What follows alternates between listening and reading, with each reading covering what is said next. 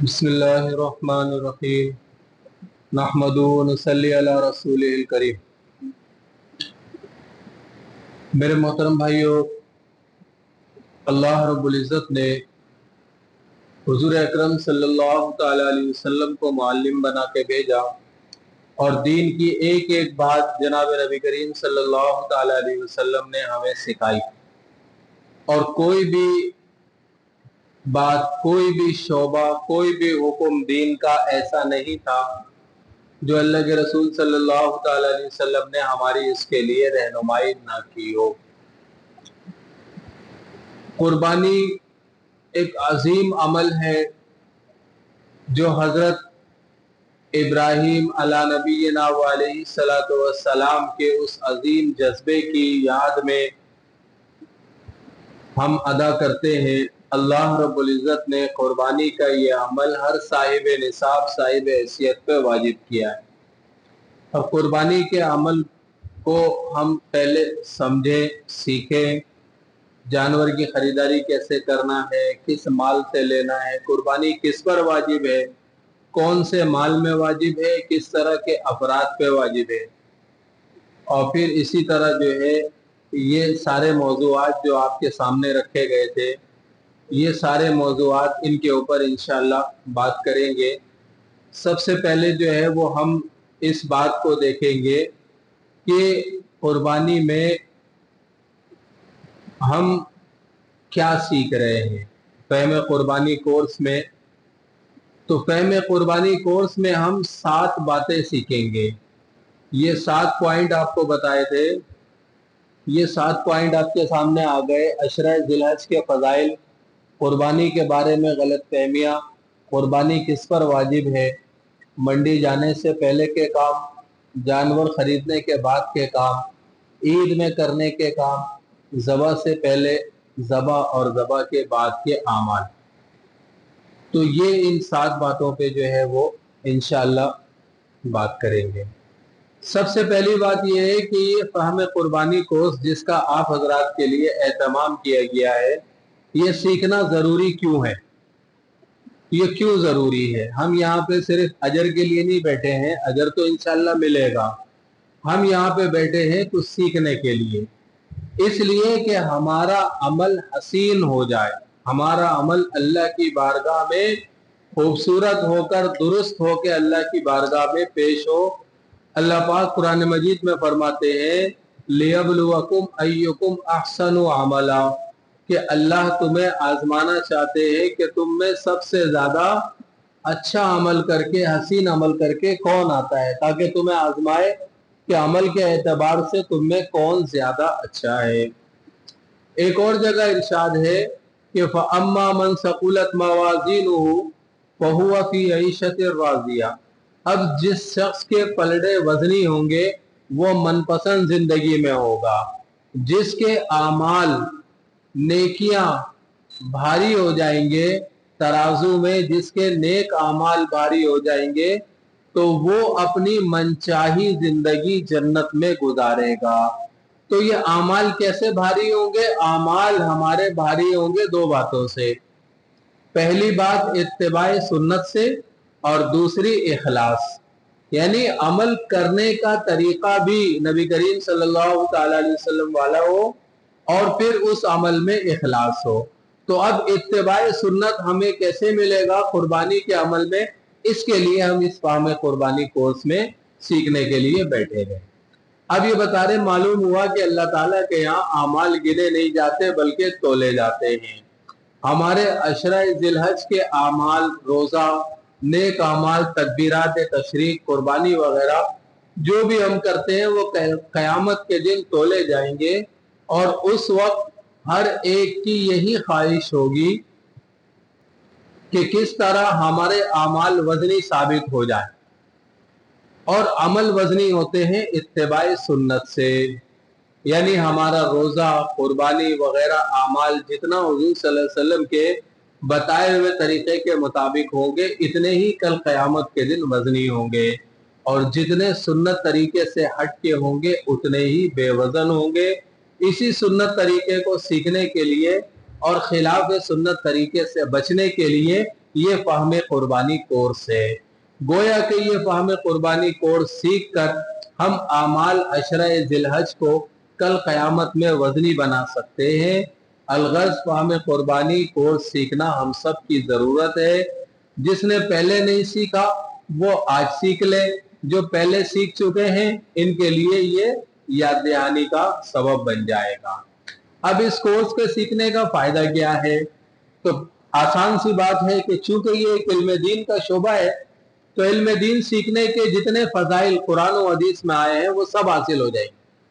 علم دین سیکھنے کے جتنے فضائل قرآن مجید میں اور احادیث مبارکہ میں ہیں وہ سب حاصل ہو جائیں گے۔ اس میں آپ کو جو ہے وہ کچھ احادیث انہوں نے بتائی۔ پہلی حدیث یہ بتائی کہ جو شخص علم حاصل کرنے کے لیے صبح کو چلتا ہے تو فرشتے اس پہ سایہ کرتے ہیں اور اس کے روزگار میں برکت ہوتی ہے اور اس کے رزق میں کمی نہیں ہوتی اور رزق اس کے لیے مبارک ہو جاتا ہے۔ دوسری حدیث یہ بتائی کہ آپ صلی اللہ علیہ وسلم نے فرمایا جس کو اس حال میں موت آئی کہ وہ علم حاصل کر رہا ہو تاکہ وہ اس علم کو حاصل کر کے دین اسلام کو زندہ کرے تو اس کے اور نبیوں کے درمیان ایک درجے کا فرق ہوگا۔ تو علم دین حاصل کرنا اتنا مبارک عمل ہے۔ پہلی حدیث کے اندر بڑی زبردست بات بتائی کہ جو علم دین حاصل کرے گا اس کے رزق میں کمی نہیں ہوگی۔ اب بہت سارے جو ہے وہ ساتھی ہمارے یہاں پہ بھی بیٹھ گئے اور بہت سارے چلے گئے۔ کس لیے چلے گئے؟ کہ دکانیں چھوڑ کے آئے ہیں۔ حالانکہ اس بات کے یقین کو لے کر مسلمان جیتا ہے کہ روزی دینے والے اللہ پاک ہے اور رزق دینے والے اس میں برکت دینے والے اللہ پاک ہے۔ آپ حضرات یہاں بیٹھ گئے، یقین جانیے آپ کے مقدر کا ایک دانہ بھی کسی کے پاس نہیں جائے گا۔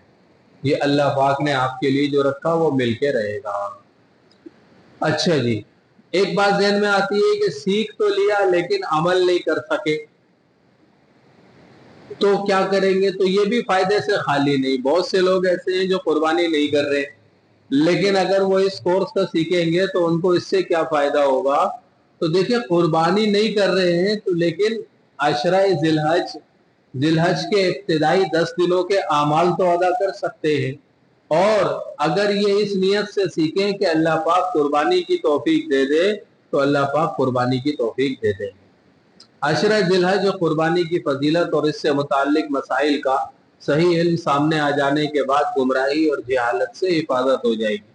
کبھی نہ کبھی عمل کی توفیق بھی نصیب ہو جائے گی اور خود عمل نہ بھی کیا دوسروں کو سکھلا دیا تو بھی ثواب ملے گا۔ خود عمل نہیں کر سکے، قربانی کا کوئی مسئلہ یہاں سیکھ لیا اور کسی ایسے ساتھی کو بتا دیا کہ جو قربانی کر رہے اور انہوں نے اس پہ عمل کیا تو آپ کو ان کے عمل کرنے کا اجر مل جائے گا۔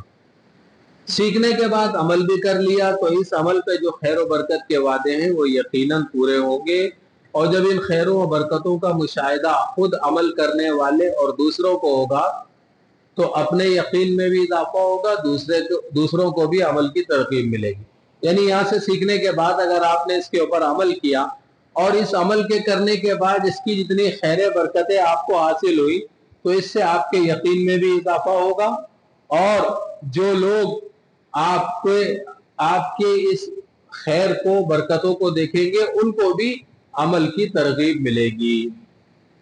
قربانی سے متعلق اسلام کی ہدایات عام ہوں گی۔ اس کورس کے سیکھنے سے لوگوں میں قربانی کے بارے میں شعور بیدار ہوگا اور کتابوں سے پڑھے اور سیکھے بغیر بھی صرف دیکھنے اور سننے سے قربانی اور عشرہ ذی الحج کے بہت سارے احکام لوگوں کو معلوم ہو جائیں گے۔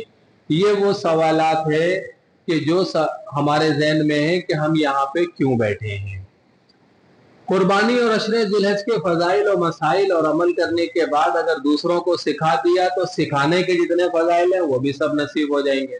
یعنی اگر آپ نے یہاں سے جو سیکھا وہ جا کر آگے لوگوں کو سکھا دیا تو وہ فضائل بھی آپ کو مل جائیں گے جو کہ علم دین سکھانے کے فضائل احادیث مبارکہ میں ہیں۔ 2 حدیثیں انہوں نے ذکر کر دی کہ 7 اعمال پہلی حدیث میں بتائے کہ 7 اعمال ایسے ہیں کہ مرنے کے بعد بھی اس کا اجر ملتا ہے۔ مومن کے مرنے کے بعد جن اعمال کا ثواب اس کو ملتا ہے ان میں سے ایک تو علم ہے جو کسی کو سکھا دیا اور پھیلا دیا दूसरा सालेह औलाद है जिसको छोड़ा हो। ये पहले जुमले के लिए इस हदीस को जिक्र किया कि अगर आपने दीन की कोई एक बात सीख कर आगे लोगों को सिखा दी तो आगे जितने लोग उस पर अमल करते रहेंगे आपके जाने के बाद भी उसका अजर आपको मिलता रहेगा। दूसरा साले औलाद है जिसको छोड़ा हो और नेक अमल करेगी आपको अजर मिलेगा। तीसरा कुरान शरीफ है जो मीरास में छोड़ गया हो, यानी इससे यह भी मुराद है कि कुरान मजीद छपा हुआ लिखा हुआ वो अगर छोड़ गया बाद में जो भी पढ़ रहा है उसको तो अजर मिलेगा। और दूसरे इससे यह है कि कुरान मजीद सिखा दिया किसी को या सिखाने में मुआविनत कर दी तो भी इंशाल्लाह इसका अजर मिलेगा। चौथा मस्जिद है जो बना गया हो, आसान सी बात है समझने की। पांचवा मुसाफिर खाना है जिसको उसने तामीर किया हो। छठा नहर है जिसने इसको जारी किया हो। नहर से मुराद हर वो नेक अमल जिसका ताल्लुक लोगों को पानी पिलाने से। अब पहले जमाने में चूंकि लोग जो है वो बहुत सारे लोग मिलके या चंद एक लोग मिलके जो है वो एक खास जगह तक, शहर तक या गांव तक पानी पहुंचाने के लिए कोई नहर खुदवाते थे और उसके लिए उस दौर के एतबार से लाखों करोड़ों खर्च करते थे। तो हमारे जमाने में इसके छोटे दर्जे का अमल ये है कि हम अगर जो है पानी पिलाने का बंदोबस्त कर दे तो इंशाल्लाह जब तक वो सिलसिला हमारे मरने के बाद जारी रहेगा हमें उसका अजर मिलता रहेगा। सातवां वो सदका है जिसको अपनी जिंदगी और सेहत में इस तरह दे गया कि मरने के बाद इसका सवाब मिलता रहे। मसलन वक्फ की शक्ल में सदका कर गया, कोई जमीन जो है वो वक्फ कर दी और उसके ऊपर कोई मस्जिद बन गई, कोई मदरसा बन गया, कोई खैर की जगह बन गई। तो ये 7 अमाल है जिसका अजर मरने के बाद भी मिलेगा। एक और हदीस में आता है कि अल्लाह ताला सरसब्ज शादाब रखे उस आदमी को जो हमसे कुछ बात सुने फिर इसको आगे पहुंचा दे, जैसा उसको सुना था वैसा ही आगे पहुंचा दे। और बहुत से आदमी ऐसे हैं जिनको बात पहुंचाई जाए वो ज्यादा महफूज करने वाले हैं बनिस्बत सुनने वाले से। यानी एक शख्स ने नबी करीम सल्लल्लाहु अलैहि वसल्लम से बात को सुनी और सुनने के बाद उसने आगे पहुंचा दिया। तो अब अगर एक शख्स ने जो है वो माल खर्च करने के फजाइल सुने, अब इसने माल खर्च करने के फजाइल आगे पहुंचा दिए, तो जिसने खुद सुना था हुजूर सल्लल्लाहु अलैहि वसल्लम से मुमकिन है कि इसके पास माल ना हो, लेकिन और जिन लोगों तक इसने बात पहुंचा दी उनके पास माल था, उन्होंने खर्च कर लिया। तो ऐसा है कि बाज़ औक़ात जिसने बराह रास्त सुना है उससे ज्यादा अजर उसे मिलता है कि जिसको बिलवास्ता बात पहुंचती है और वो अमल करने में आगे बढ़ता है, तो जिसने पहुंचाई होती है उसे भी मिल जाएगी। अच्छा जी, फ़हम कुर्बानी में कौन कौन से मज़ामीन हैं और इनका तारुफ क्या है। देखिए जी, फ़हम कुर्बानी में ये मज़ामीन मैंने आपको बताए थे दूसरी वाली तस्वीर में।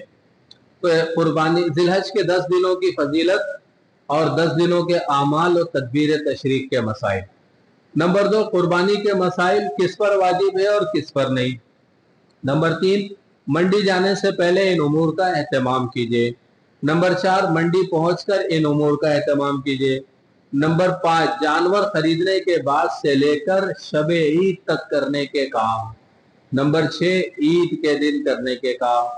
और नंबर 7, जानवर ज़बा करने से पहले बवक्त ज़बा और ज़बा के बाद इन उमूर का एहतमाम कीजिए। मजीद तफसील आगे आएगी। तो पहला मौजू है अशरा जिलहज के फजाइल। अशरा जिलहज के फजाइल मुख्तलिफ मजलिसों में आपके सामने मैंने भी रखे हैं और आप हजरात के सामने दीगर उलमा के बयानात भी आते रहते हैं। तो अशरा जिलहज के फजाइल, सबसे पहली फजीलत यह है कि इन 10 रातों की अल्लाह पाक ने कसम उठाई। दूसरी फजीलत यह है कि हजरत मूसा अला नबीना वालैहि सलाम को अल्लाह पाक ने कोहे तूर पे बुलाया था 30 रातों के लिए, और जब 30 रातें पूरी हो गई तो 10 रातों के लिए और रोक लिया। तो जो ये 30 रातें थी ये ज़िलक़ादा का पूरा महीना था, और फिर जब ये ज़िलक़ाद का महीना खत्म हो गया, ज़िलहज शुरू हो गया, तो अल्लाह रब्बुल इज्जत ने ज़िलहज के 10 दिनों के लिए मजीद रोक लिया कि ये बाबरकत दिन है, और अल्लाह रब्बुल इज्जत की तरबियत में मूसा अलैहिस्सलाम 10 दिन और रहे। तीसरी फजीलत यह है कि कोई दिन ऐसा नहीं जिसमें अमल करना इन 10 दिनों से ज्यादा महबूब हो। اللہ کے نزدیک ان 10 دنوں سے زیادہ، لیکن یہ سمجھ لیجئے کہ یہ رمضان کی فضیلت کے علاوہ ہے۔ رمضان کے بعد اگر کوئی سب سے زیادہ فضیلت والے دن ہے تو یہ 10 دن ہے۔ عشرہ ذی الحج سے زیادہ عظمت والا کوئی دن نہیں، عشرہ ذی الحج سے زیادہ پسندیدہ عبادت کسی دن نہیں۔ چھٹی بات، ایک حکم انہوں نے بتایا کہ قربانی والا اپنے بال اور ناخن نہ کاٹے۔ بہت آسان سی بات ہے، سب نے یہ پڑھی ہے، سنی ہے، سب کے علم میں۔ اب چھوٹی سی بات اس کے متعلق یہ سمجھ لیجئے کہ اگر آپ کسی وجہ سے ناخن نہیں کاٹ سکے یا بال نہیں کاٹ سکے اور ذی الحج کا مہینہ شروع ہو گیا اور آپ کا قربانی کا ارادہ ہے، تو ایسی صورت میں آپ اگر ناخن اور بال کاٹ لیتے ہیں تو آپ گناہگار نہیں ہوں گے، کیونکہ یہ عمل مستحب ہے، واجب نہیں ہے۔ واجب چھوڑنے پہ انسان گناہگار ہوتا ہے، مستحب چھوڑنے پہ یہ گناہگار نہیں ہوگا۔ واجب چھوڑنے پہ گناہگار ہوگا، مستحب چھوڑنے پہ اجر نہیں ملے گا، اس عمل کا جو عمل کرنا تھا وہ نہیں ملے گا۔ جیسے عشاء کی نماز، عشاء کی نماز میں جو ہے وہ 17 رکعات ہیں، اب 4 سنتیں پہلے کی ہیں اور غیر موقدہ ہیں، پڑھ لی تو اجر مل جائے گا، اور نہیں پڑھی تو اس کا آخرت میں مطالبہ نہیں ہوگا کیونکہ غیر موقدہ ہیں وغیرہ ذالکہ۔ تو اسی طرح یہ عمل بھی ہے، مستحب عمل ہے۔ اچھا جی، 7ویں فضیلت یہ لکھی کہ 9 ذی الحج عرفہ کے دن کے روزے سے 1 سال پہلے اور 1 سال بعد کے گناہ معاف ہوتے ہیں۔ 1 سال پہلے کے، 1 سال بعد کے گناہ معاف ہوتے ہیں۔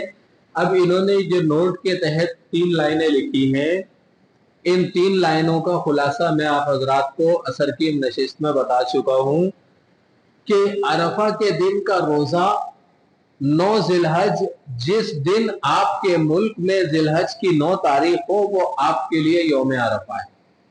یہ نہیں ہے کہ جس دن سعودی عرب میں 9 تاریخ ہے اور حاجی میدان عرفات میں جا رہے ہیں تو آپ کے ہاں تو 8 تاریخ ہوگی، وہ یوم عرفہ نہیں ہے، بلکہ یوم عرفہ جو ہے وہ 9 ذی الحج جس دن آپ کے ہاں ہو وہ آپ کے لیے یوم عرفہ ہے۔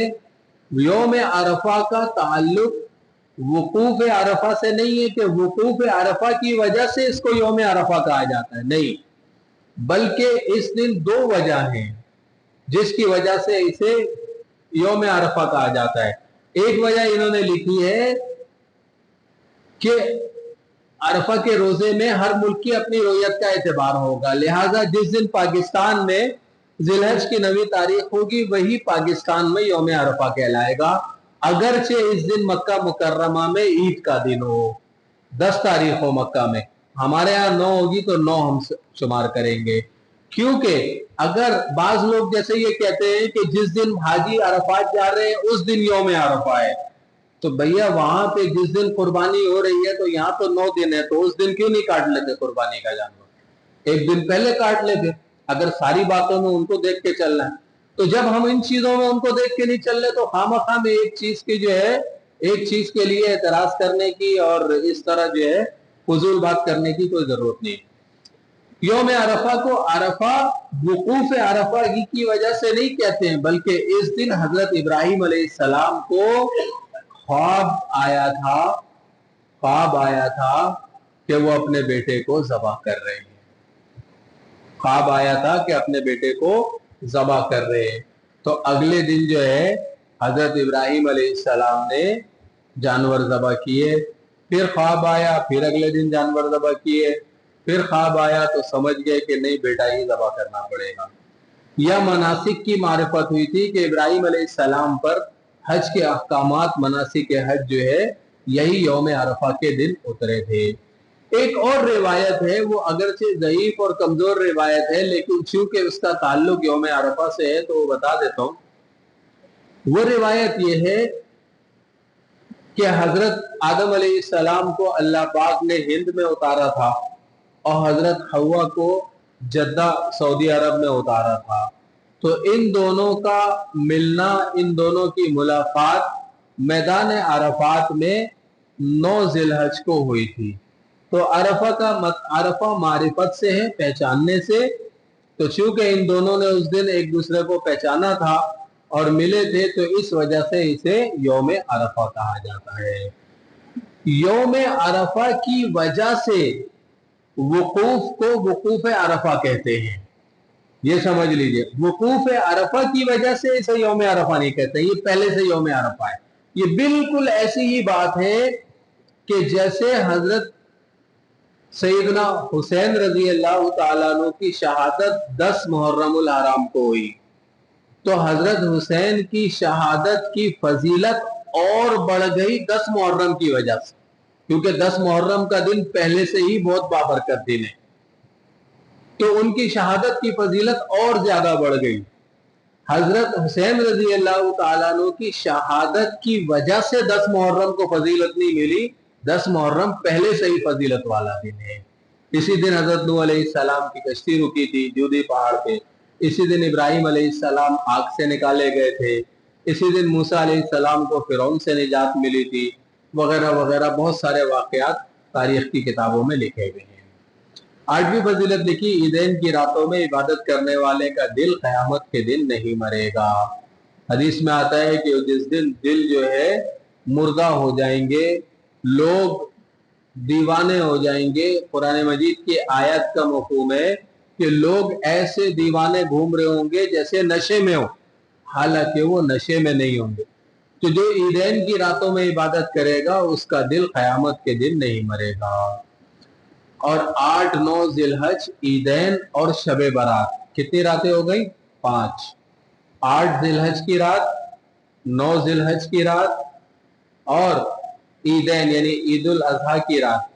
اب یہ 3 راتیں ایک ساتھ ہو گئی, یعنی 8 کی رات, 9 کی رات, 10 کی رات. 8 کی رات کا مطلب کیا ہے؟ جو 7 ذی الحج کے بعد رات آئے وہ 8 کی رات ہے, جو 8 کے بعد رات آئے وہ 9 کی رات ہے, اور جو 9 کے بعد رات آئے وہ عید کی رات ہے. یہ 3 راتیں, اور پھر عید الفطر کی رات اور شب برات, یہ 5 راتوں کو زندہ کرنے والے کے لیے یعنی عبادت کرنے والے کے لیے جنت واجب ہے. یہ بڑی فضیلت والی راتیں ہیں. اوپر جو اعمال بتائے گئے وہ مستند اور مسنون ہیں. اس کے علاوہ بعض اعمال ایسے ہیں جن کے لوگ غلط فہمی اور موضوع روایات کو مستند سمجھنے کی وجہ سے مسنون سمجھنے لگے ہیں, جبکہ در حقیقت وہ غیر مستند غیر مسنون ہے جن کا شریعت سے تعلق نہیں. بعض اعمال ایسے ہوتے ہیں کہ جو کہ تجربات پر مبنی ہوتے ہیں, بزرگوں کے مشاہدات اور تجربات پہ, تو وہ احادیث نہیں کہلاتی, تو اس کو حدیث سمجھ کے عمل نہیں کرنا چاہیے. مثلا خاص طریقے سے مزدلفہ کی رات تہجد پڑھنا, حج کے وہاں میدان میں گئے ہوئے, اب وہ لوگ کتابچے تقسیم کرتے ہیں کہ بھائی میدان عرفات میں اس طرح جو ہے وہ عبادت دعا مانگنا ہے, اور مزدلفہ کی رات میں 4 رکعت نفل اس طرح پڑھنا ہے. تو اس لیے جو ہے اس طرح کے نوافل جو ہے وہ منقول نہیں ہے. اسی طرح ان دونوں میں پہلی اولاد کے لیے خصوصی دعا کرنا اور خصوصی وقت میں دعا کرنا وغیرہ وغیرہ, یہ ساری غیر مستند اور موضوع باتیں ہیں. اچھا جی, یہ عشرہ ذی الحج کے اعمال کیا کیا ہیں؟ ابھی تک تو آپ کو فضائل بتائے تھے.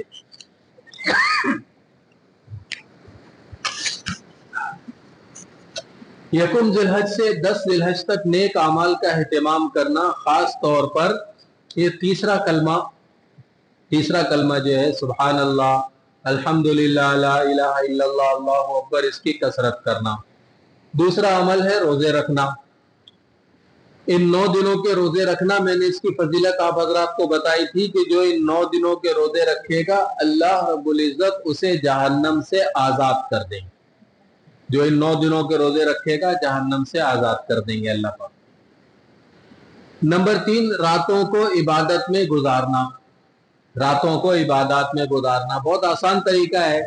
9 راتیں 10 راتیں اگر ایک ساتھ جاگنا مشکل ہے تو آپ ایسا کر لیں کہ آپ گھر جا کے کھانا وانا کھا کے سو جائیں, 2-3 گھنٹے سو جائیے, 3 بجے رات کو اٹھ جائیں. آپ 4:30 بجے 4:26 پہ فجر کا وقت داخل ہو رہا ہے, آپ 3 بجے اٹھ جائیں, گھنٹہ ڈیڑھ جو ہے وہ اللہ کی عبادت کریں, فضیلت بھی حاصل ہو جائے گی. روز کا معمول بنا لیں ان 9 راتوں میں, تو انشاءاللہ یہ 9 کی 9 راتوں میں عبادت کی فضیلت حاصل ہوگی.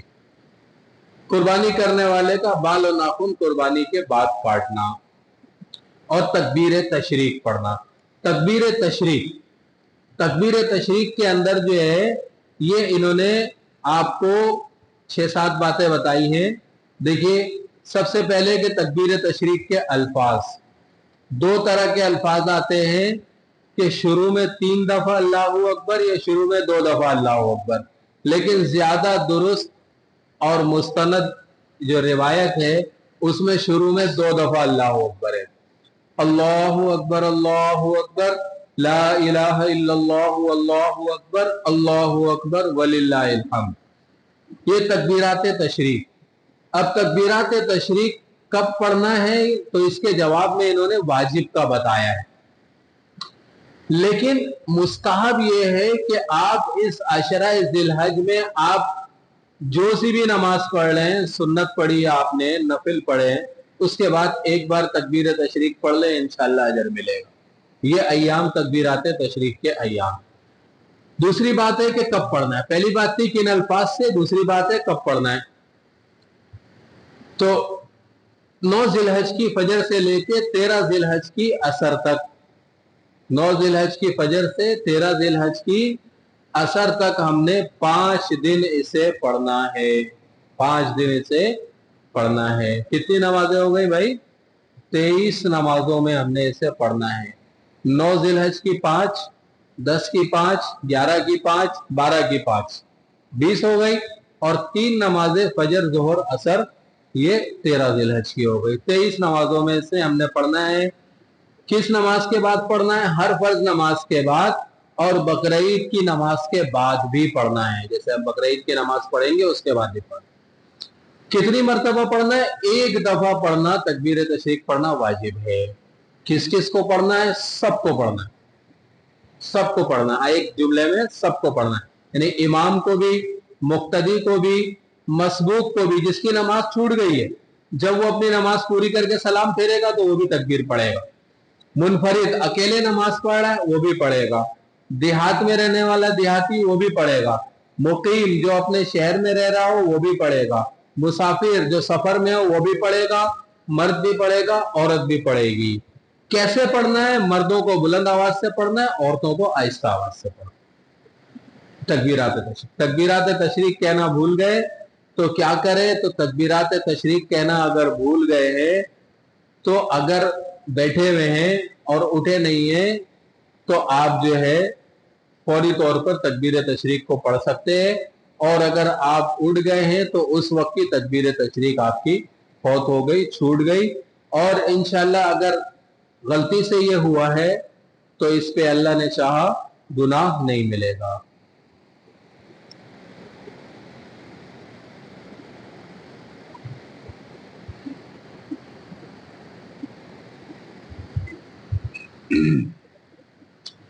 نوٹ: یہ احکام 9 ذی الحج تا 13 اور فرائض کے بعد تکبیرات تشریق پڑھنا واجب تکبیر تشریق کے ہیں. ایک تکبیر تشریق وہ ہے جو مستحب ہے، جو بات میں نے آپ کو بتائی الگ سے. وہ نہ نمازوں کے ساتھ خاص ہے، نہ فرائض کے ساتھ، نہ ایام کے ساتھ، نہ ان کی تعداد خاص ہے.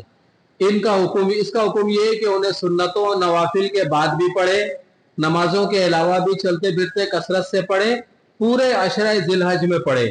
عام طور پہ لوگ واجب تکبیر تشریق کا اہتمام تو کرتے ہیں لیکن مستحب کا نہیں کرتے، جبکہ صحابہ کرام رضی اللہ عنہم اجمعین اس کا بہت اہتمام کیا کرتے تھے.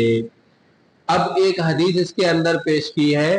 وہ حدیث یہ پیش کی ہے کہ حضرت عبداللہ بن عمر رضی اللہ تعالیٰ عنہما اور حضرت ابو ہریرہ رضی اللہ تعالیٰ عنہ، ان دونوں حضرات کی عادت یہ تھی کہ یخرجان الی السوق فی ایام العشر، یہ ذی الحج کے اول 10 دنوں میں بازار جایا کرتے تھے. یکبرانی، اور بازار میں چلتے پھرتے تکبیر تشریق پڑھا کرتے تھے. کون کون؟ عبداللہ بن عمر، ابو ہریرہ رضی اللہ تعالیٰ عنہ، یہ بہت بڑے نام ہیں. وَيُكَبِّرُ النَّاسُ بِتَكْبِيرِهِمَا، اور لوگ ان کو تکبیر پڑھتے سن کر لوگ بھی تکبیر پڑھنا شروع ہو جاتے. وَكَبَّرَ محمد ابن علی خلف النافلہ، اور حضرت علی کے جو صاحبزادے ہیں جو حضرت فاطمہ کے علاوہ دوسری زوجہ سے ہیں، محمد، ان کو محمد ابن حنفیہ بھی کہا جاتا ہے. تو یہ ہر نفل نماز کے بعد سنت نماز کے بعد یعنی فرض کے علاوہ دیگر نمازوں کے بعد بھی یہ تکبیر تشریق پڑھا کرتے تھے.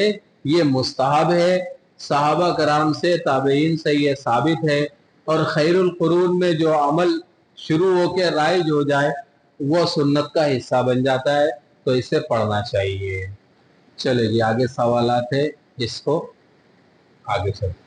فضائل قربانی. بقرعید کے دن قربانی سے بہتر کوئی عمل نہیں. بہت آسان سی بات ہے. کس کے لیے؟ جو قربانی کر سکتا ہو. جو قربانی نہیں کر سکتا وہ دل چھوٹا نہ کرے، نیت رکھے اللہ نے اگر پیسہ دیا تو قربانی کریں گے، انشاءاللہ اللہ اس کو اس نیت پہ اجر دیں گے.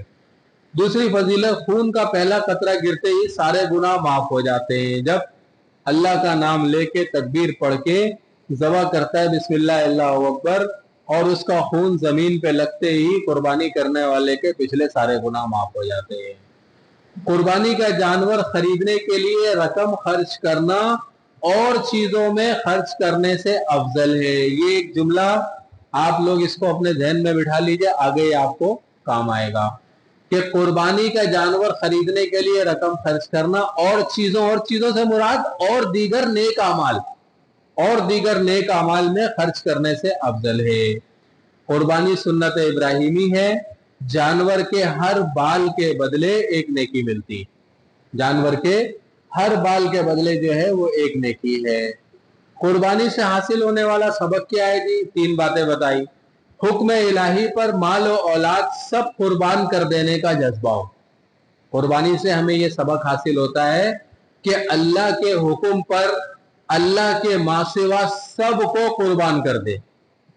کوئی بھی اللہ کے حق سے اس کا حق بڑا نہیں ہے. کسی کے اوپر ہم اللہ کے اوپر کسی کو ترجیح نہیں دے سکتے. اللہ کے حق پر ہم کسی اور کو ترجیح نہیں دے سکتے. دوسرا سبق یہ ملتا ہے کہ تمام نفسانی خواہشات قربان کر دینے کا جذبہ ہو. اور تیسرا سبق یہ ملتا ہے کہ حکم الہی کے مقابلے میں اعزاء و احباب، بیوی بچے، ماں باپ، خاندان، قوم، وطن، کسی بھی چیز کو ترجیح نہ دینے کا جذبہ ہمارے اندر ہو اللہ کے مقابلے میں. قربانی اور غلط فہمیاں. پہلی بات قربانی کے بارے میں، کیا قربانی واجب ہے؟ غلط فہمیوں میں پہلی بات کہ کیا قربانی واجب ہے. دوسری، کیا قربانی مکہ مکرمہ اور حج کے ساتھ خاص ہے. اور تیسری، کیا قربانی سے معاشی نقصان ہوتا ہے.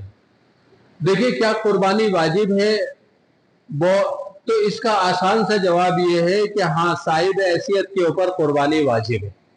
جو شخص قربانی کی استطاعت رکھتے ہوئے قربانی نہ کرے ایسے شخص سے حضور صلی اللہ تعالی علیہ وسلم ناراض ہو جاتے ہیں، اور ناراضگی میں فرماتے ہیں کہ جو مالی وسعت کے باوجود قربانی نہ کرے تو ایسا شخص ہماری عیدگاہ میں نہ آئے. جو قربانی کی گنجائش رہتے ہوئے قربانی نہیں کرتا وہ ہماری عیدگاہ میں نہ آئے.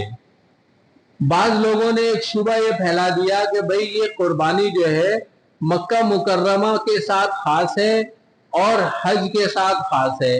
نہیں جی، وہ حج کی قربانی وہ الگ ہے، اور جو سنت ابراہیمی ہے یہ الگ ہے. وہ الگ حکم ہے خاص لوگوں کے لیے، حاجیوں کے لیے. اور حاجیوں میں بھی وہ لوگ جو حج تمتع کر رہے ہیں یا حج قران کر رہے ہیں. لیکن حج افراد کرنے والوں کے لیے قربانی وہاں پہ بھی نہیں ہے. لیکن یہاں پر رہنے والے مسلمان، پوری دنیا میں رہنے والے مسلمان، اگر ان کے اندر صاحب حیثیت ہونے کی، صاحب نصاب ہونے کی شرائط پائی جائیں گی تو ان کے اوپر قربانی کرنا ہوگی. قربانی مکہ اور حج کے ساتھ خاص نہیں، اور نہ ہی صدقہ اس کے قائم مقام ہے. بہت سے لوگ بولتے ہیں نا، آگے بات آئے گی کہ بھئی قربانی کرنے سے بہتر ہے کہ کسی غریب کے گھر میں راشن ڈلوا دو. کسی غریب کے گھر میں راشن ڈلوا دو. قربانی کرو گے جتنے پیسوں میں، اتنے پیسوں میں 50 لوگوں کے گھر راشن ڈلوا دو. تو صدقہ اس کے قائم مقام نہیں ہے. صدقہ الگ نیک عمل ہے، قربانی الگ نیک عمل ہے. ہجرت کے بعد مدینہ منورہ کی 10 سالہ زندگی میں حضور صلی اللہ تعالی علیہ وسلم نے ہر سال قربانی کی، جبکہ حج صرف آخری سال کیا. یہ اس بات کی واضح دلیل ہے کہ قربانی کا وجوب حج کے ساتھ خاص نہیں ہے. قربانی الگ عمل ہے، حج الگ عمل ہے. حج کب فرض ہوا جی؟ حج فرض ہوا سن 6 یا 7 ہجری میں. سن 6 یا 7 ہجری میں حج فرض ہوا. مکہ فتح نہیں ہوا تھا. سن 8 ہجری میں مکہ فتح ہوا. پھر غزوہ حنین پیش آیا، غزوہ طائف پیش آیا، تو وہ سن 8 کا سال بھی گزر گیا. اس کے بعد سن 9 ہجری میں نبی کریم صلی اللہ تعالی علیہ وسلم نے سیدنا ابو بکر صدیق رضی اللہ تعالیٰ عنہ کو حج کے لیے بھیجا اور مسلمانوں کو ان کے ساتھ بھیجا. حضرت ابو بکر ان کے امیر اور ذمہ دار تھے، اور جا کر اعلان کر دیا کہ یہ آج کے بعد، اس سال کے بعد اب کوئی بھی مشرک حج کرنے کے لیے نہیں آئے گا اور نہ ہی کوئی بیت اللہ کا ننگے ہو کے طواف کرے گا. یہ 9 ذی الحج کو 9 ہجری میں نبی کریم صلی اللہ تعالی علیہ وسلم نے اعلان فرمایا، اور 10 ہجری میں آپ صلی اللہ علیہ وسلم پھر خود حج کے لیے تشریف لے گئے. لیکن قربانی کا عمل آپ علیہ الصلوۃ والسلام نے مدینہ منورہ میں پورے 10 سال قربانی کا عمل کیا ہے. اچھا جی، کیا قربانی سے معاشی نقصان ہوتا ہے؟ وہی بات آ گئی. آزاد خیال لوگ قربانی کے موقع پہ یہ کہتے ہیں کہ قربانی کے بجائے کسی غریب کی مدد کر دو. قربانی کے موقع پہ یہ لوگ غریبوں کی ہمدردی میں ہلکان ہوتے نظر آتے ہیں. ذرا غور کرے، قربانی کا بکرا اسمارٹ فون اور آئی پیڈ سے سستا ہی ہوتا ہے. یعنی قربانی کے عمل کو دوسرے نیک عمل کے ساتھ کمپیئر کرنے کی ضرورت نہیں ہے. اپنی دنیاوی آسائشوں کو کم کریں اور وہ پیسہ اٹھا کے کسی غریب کو دیں. یہ نہیں کہتے کہ آئی پیڈ خریدنے سے بہتر ہے کہ کسی غریب کے گھر میں راشن ڈلوا دیا جائے، اور آئی فون خریدنے سے بہتر ہے کہ کسی غریب کی لڑکی کی شادی کرا دی جائے. یہ نہیں سمجھ میں آتا. یہ سمجھ میں آتا ہے کہ قربانی کرانے سے بہتر ہے کسی غریب کی لڑکی کی شادی کرا دی جائے. لیکن آپ نے کسی آزاد خیال کو یہ کہتے نہیں سنا ہوگا کہ اسمارٹ فون کے بجائے کسی غریب کی مدد کر دو. یہ وہی لوگ ہیں جو بھاری بھرکم جہیز اور زیور سے لدی ہوئی دلہن گھر لاتے ہیں اور غریب لڑکی کو بھول جاتے ہیں. کوئی غریب گھرانے میں رشتہ نہیں لیتے، بھاری بھرکم جہیز دے سکے اس کو لے کے آتے ہیں، زیورات میں لدی ہوئی لڑکی کو گھر پہ لاتے ہیں، لیکن غریب گھرانے کی لڑکی نہیں لاتے. اس وقت ان کے اندر غریبوں کا درد نہیں جاگتا. دوستوں اور رشتہ داروں کی منگنی، مہندی، مائیوں، برتھ ڈے پارٹیوں اور ویلنٹائن ڈے پر گفٹ پر لاکھوں روپے سالانہ خرچ کر دیتے ہیں. اور میں اگر یہ کہوں کہ کروڑوں روپے سالانہ خرچ کر دیتے ہیں تو غلط نہیں ہوگا. لیکن انہیں غریب لڑکیوں کی شادی بس قربانی کے موقع پہ یاد آ. میکڈونلڈ اور پیزا ہٹ میں سالانہ ہزاروں روپے یہ لوگ خرچ کرتے ہیں، لیکن غریب کے چولہے کا خیال ان بیچاروں کو صرف قربانی کے موقع پہ آتا. اب قربانی کے معاشی فوائد ان حضرات نے بتائے ہیں. واضح رہے کہ یہ اعداد و شمار 5 سال پہلے کے ہیں. اب معاملہ اس سے کہیں آگے جا چکا ہے. عید پر ایک اندازے کے مطابق 4 کھرب روپے سے زیادہ مویشیوں کا کاروبار ہوتا ہے. 4 کھرب، یہ صرف پاکستان کے اعداد و شمار ہے، پوری دنیا کے نہیں ہے. 4 کھرب روپے سے زیادہ مویشیوں کا کاروبار ہوتا ہے. تقریباً 23 ارب روپے قصائی مزدوری کے طور پہ کماتے ہیں. 3 ارب روپے سے زائد رقم چارے کا کاروبار کرنے والے کماتے ہیں. گاڑیوں میں جانور لانے لے جانے والے اربوں روپے کا روزگار حاصل کرتے ہیں. غریبوں کو مزدوری ملتی ہے، کسانوں کا چارہ فروخت ہوتا ہے، دیہاتیوں کو مویشیوں کی اچھی قیمت مل جاتی ہے.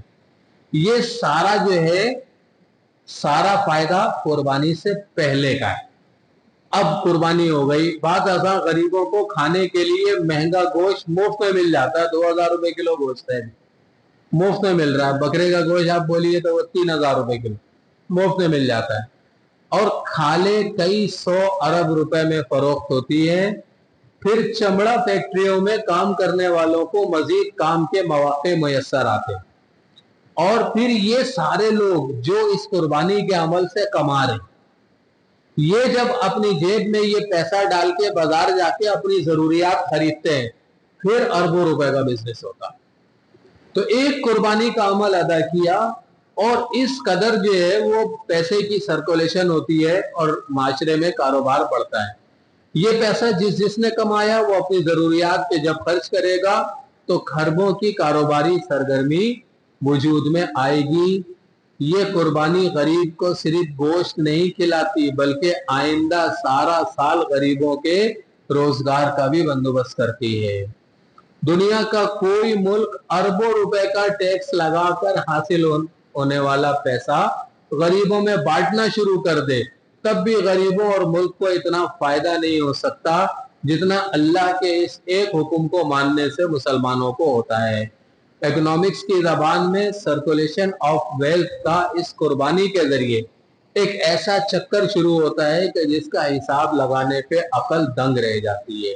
یہ ایک قربانی کے عمل پہ اللہ رب العزت اتنے لوگوں کو روزی دیتے ہیں. آگے پھر سوالات ہیں. آگے قربانی کس میں واجب ہے؟ 4 شرائط.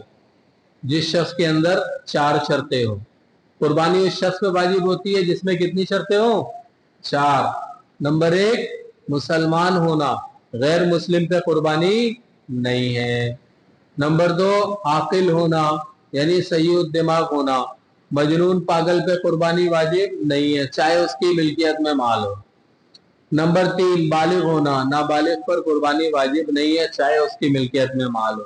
نمبر 4 مقیم ہونا، مسافر پر قربانی واجب نہیں ہے. اب ایک بات سمجھ لیجئے یہاں پر کہ ہم جب جاتے ہیں حج اور عمرے کے لیے تو وہاں پہ ہم مسافر ہوتے ہیں یا مقیم ہوتے ہیں؟ وہاں ہم مسافر ہوں گے یا مقیم ہوں گے. تو دیکھیں جی قربانی بقرعید کے 10 تاریخ سے 12 تاریخ تک ہوتی ہے. اگر ہم وہاں پر مکے میں مسلسل 10 تاریخ سے پہلے 15 دن مسلسل قیام کر لیتے ہیں، 10 ذی الحج سے پہلے 15 دن مسلسل اگر ہم قیام کر لیتے ہیں تو ہم مقیم ہو جائیں گے اور قربانی ہمارے اوپر واجب ہو جائے گی چاہے ہم وہاں کر لیں قربانی چاہے یہاں کروا. لیکن اگر ہم مکے میں 10 ذی الحج سے پہلے 15 دن سے کم گزارتے ہیں، 14 دن گزارتے ہیں، 10 دن گزارتے ہیں، کم گزارتے ہیں تو پھر ہم مسافر رہیں گے اور پھر یہ بقرعید کے دن گزر جائیں گے اور ہم مسافر رہیں گے. اس صورت میں قربانی ہمارے اوپر واجب نہیں ہوگی. تو مسافر پہ قربانی نہیں ہے. یہ بات سمجھ میں آ گئی آپ حضرات کو؟ قربانی کس مال پہ واجب ہے؟ یہ ساری باتیں وہ ہیں جو میں نے آپ لوگوں کو فہم زکوٰۃ میں بتائی تھی کہ قربانی 4 طرح کے مال ان کے اوپر 4 شرائط والے مال کے اوپر قربانی واجب ہے. نمبر 1 تجارتی مال ہو، اور اگر تجارتی مال نہیں ہے تو سونا چاندی نقدی یا ضرورت سے زائد سامان ہو. سونا ہو یا چاندی ہو یا نقد رقم ہو یا ضرورت سے زائد سامان ہو یا ان سب کا مجموعہ ہو یا ان میں سے بعض کا مجموعہ یعنی سونا اور چاندی ہے یا نقدی ہے اور سونا ہے یا نقدی ہے یا چاندی ہے یا نقدی ہے یا ضرورت سے زائد سامان ہے، مال ہو اور کتنا ہو اس کے لیے دوسری شرط ہے کہ بقدر نصاب ہو، 52.5 تولے چاندی کی قیمت کے برابر ہو. اور اگر انسان پر کوئی قرض ہے تو قرض پورا کرنے کے بعد نصاب کے بقدر مال بچتا ہو تو اس کے اوپر قربانی واجب ہے. نمبر 3 مال کی ملکیت حاصل ہو اور اس پہ قبضہ حقیقتاً یا حکماً حاصل ہو، یعنی مال اس کی ملکیت میں ہو، کسی دوسرے کا مال نہ ہو. اور نمبر 4 مال خالص حرام کا نہ ہو. اگر مال مخلوط ہے اور الگ الگ کیا جا سکتا ہے کہ حرام الگ کیا جا سکتا ہے حلال الگ کیا جا سکتا ہے تو اس مال میں قربانی واجب ہے. یا الگ تو نہیں کیا جا سکتا لیکن غالب حلال ہے، غالب مال حلال ہے تو اس پہ بھی قربانی واجب ہے. پہلی وضاحت، تجارتی مال کس کو کہتے ہیں؟ تجارتی مال وہ ہے جس میں 2 باتیں ہوں. نمبر 1 فقط تجارت کی نیت سے خریدا ہو. نمبر 2 خریدنے کے بعد بھی تجارت کی نیت باقی ہے. ایک شخص جو ہے وہ موٹر سائیکل بیچتا ہے، گاڑیاں بیچتا ہے، اب وہ کمپنی سے گاڑیاں منگا رہا ہے تو وہ بیچنے کے لیے منگا رہا ہے، لیکن اگر اس میں سے ایک گاڑی کو اس نے منگایا تو تھا بیچنے کے لیے لیکن اب اس نے یہ نیت کر لی کہ اس کو میں نے خود اپنے استعمال میں رکھنا ہے تو اب یہ مال تجارت نہیں رہا، یہ خریدا تو گیا تھا تجارت کی نیت سے لیکن اب اس میں تجارت کی نیت باقی نہیں رہی. تو مال تجارت ہونے کے لیے دونوں باتیں ضروری ہیں کہ تجارت کی نیت سے خریدا بھی ہو اور اس میں تجارت کی نیت بھی باقی ہو. سونا چاندی کتنا ہونا چاہیے جی؟ سونا چاندی نقدی، روپے، ریال، dollar, cheque, bank balance, bond اور مختلف سرٹیفکیٹ جس شکل میں بھی ہو، جس مقصد کے لیے ہو، اس پہ قربانی واجب ہے. لہذا بچوں کی شادی، مکان کی تعمیر، حج وغیرہ کے لیے رکھے گئے سونے چاندی یا نقدی پر قربانی واجب ہوگی. کسی بھی کام کے لیے پیسے آپ نے رکھے ہوئے ہیں جو آپ کی سیونگ ہے، اس کے اوپر قربانی ہوگی بشرطے کہ 52.5 تولے چاندی کی قیمت کو پہنچ جائے. ضرورت سے زائد سامان کیا ہے؟ دیکھیں جی، 2-4 لفظوں میں اس صفحے کو سمجھ لیجئے. ضرورت ہر زمانے کے اعتبار سے مختلف ہوتی.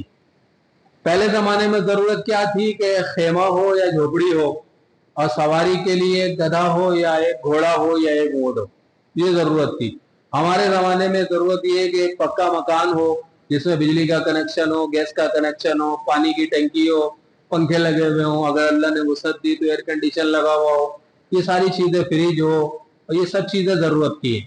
تو ضرورت، یہ سارا سامان جو ضرورت کا ہے. موبائل فون ضرورت کا ہے. تو اس ضرورت سے زائد سامان جس کو آپ سال بھر میں ایک بار بھی استعمال نہیں کرتے، وہ ضرورت سے زائد. چاہے کپڑے ہوں سلے ہوئے یا بغیر سلے ہوئے، اگر آپ نے اس کو رکھ کے چھوڑا ہوا ہے سلوا کے اور ایک بار بھی نہیں پہنا، سال گزر گیا، وہ غیر ضروری ہو جائے گا اور نصاب میں شامل ہو جائے گا. گھر کے برتن جو ہیں وہ آپ نے ضرورت میں استعمال نہیں کیے ہیں. ڈنر سیٹ سجے ہوئے ہیں، سال کے سال سجے ہوئے الماریوں میں، اور وہ سال بھر استعمال نہیں ہوتے ہیں.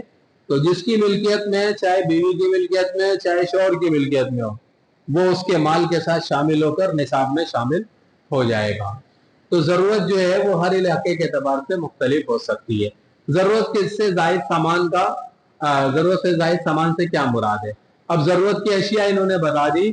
دیکھیں، سال بھر کا راشن، یعنی ہر مہینے جو راشن اٹھاتے ہیں وہ آپ ضرورت کا ہے. کھانے پینے کی، روزمرہ یا تقریبات اور دعوتوں میں استعمال ہونے والے برتن، فریج، ریفریجریٹر، اوون وغیرہ، یہ سب ضرورت کے ہیں.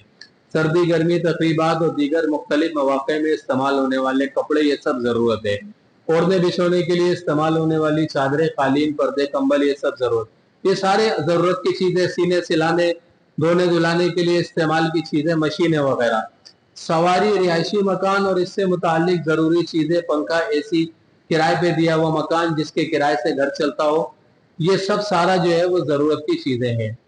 اہل صنعت و حرفت کے لیے ان کے پیشے سے متعلق اوزار و مشینیں.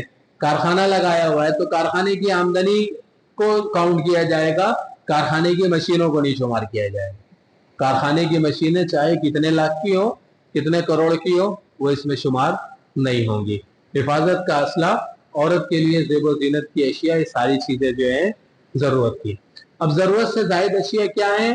نمبر 1، جو چیزیں زیر استعمال نہ ہو اور نہ ہی ان چیزوں کی سال بھر میں ایک مرتبہ بھی استعمال کی نوبت آئے، وہ ضرورت سے زائد شمار ہوں گی. مثلا ذاتی رہائشی مکان کے علاوہ اضافی پلاٹ، مکان، جائیداد وغیرہ، یہ ضرورت سے زائد ہے. انسلے کپڑے، اسکریپ مال. بہت سارے کاروبار ایسے ہیں کہ ان کے اندر اسکریپ جمع ہوتا ہے، تو وہ اسکریپ مال سال بھر اگر وہ پڑا رہا تو وہ ضرورت سے زائد. سال بھر استعمال نہ ہونے والے برتن، ضرورت سے زائد فرنیچر وغیرہ. اسی طرح جتنے ڈیکوریشن پیس رکھے ہوئے گھر کے اندر، یہ سب ضرورت سے زائد. ڈیکوریشن پیس جتنے رکھے ہیں نا، یہ ضرورت سے زائد، یہ نصاب میں شمار ہو جائے گا. اچھا جی، جو ناجائز اشیاء ہیں وہ بھی ضرورت سے زائد ہیں. جیسے پہلے وی سی آر ہوتا تھا یا ابھی سے ٹی وی وغیرہ ہے، جو ناجائز چیزیں وہ بھی ضرورت سے زائد میں شمار ہوں گی. اب دوسری شرط یہ ہے کہ مال بقدر نصاب ہو. تو یہ آپ کے سامنے ہے سارا، یہ ساری چیزیں پہلے بتائی ہوئی ہے کہ سونا 7.5 تولہ ہو. صرف سونا ہے تو 7.5 تولہ کتنا ہے؟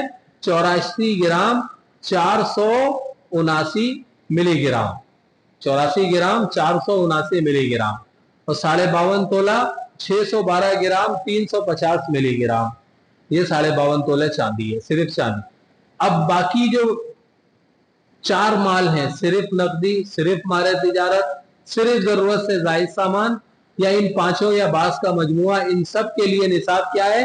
52.5 तोले चांदी के बकदर हो। उसूल ये है कि सिर्फ सोना या चांदी हो, इसके साथ कोई और माल ना हो, तो एतबार वजन का होगा, कीमत का होगा, कीमत का नहीं। देखिए अगर किसी के पास सिर्फ सोना है तो फिर वजन का एतबार होगा कि 7.5 तोले होगा तो इसके ऊपर कुर्बानी होगी, नहीं होगा तो नहीं होगी। सिर्फ चांदी है तो 52.5 तोले होगी तो होगी, कीमत का एतबार नहीं होगा।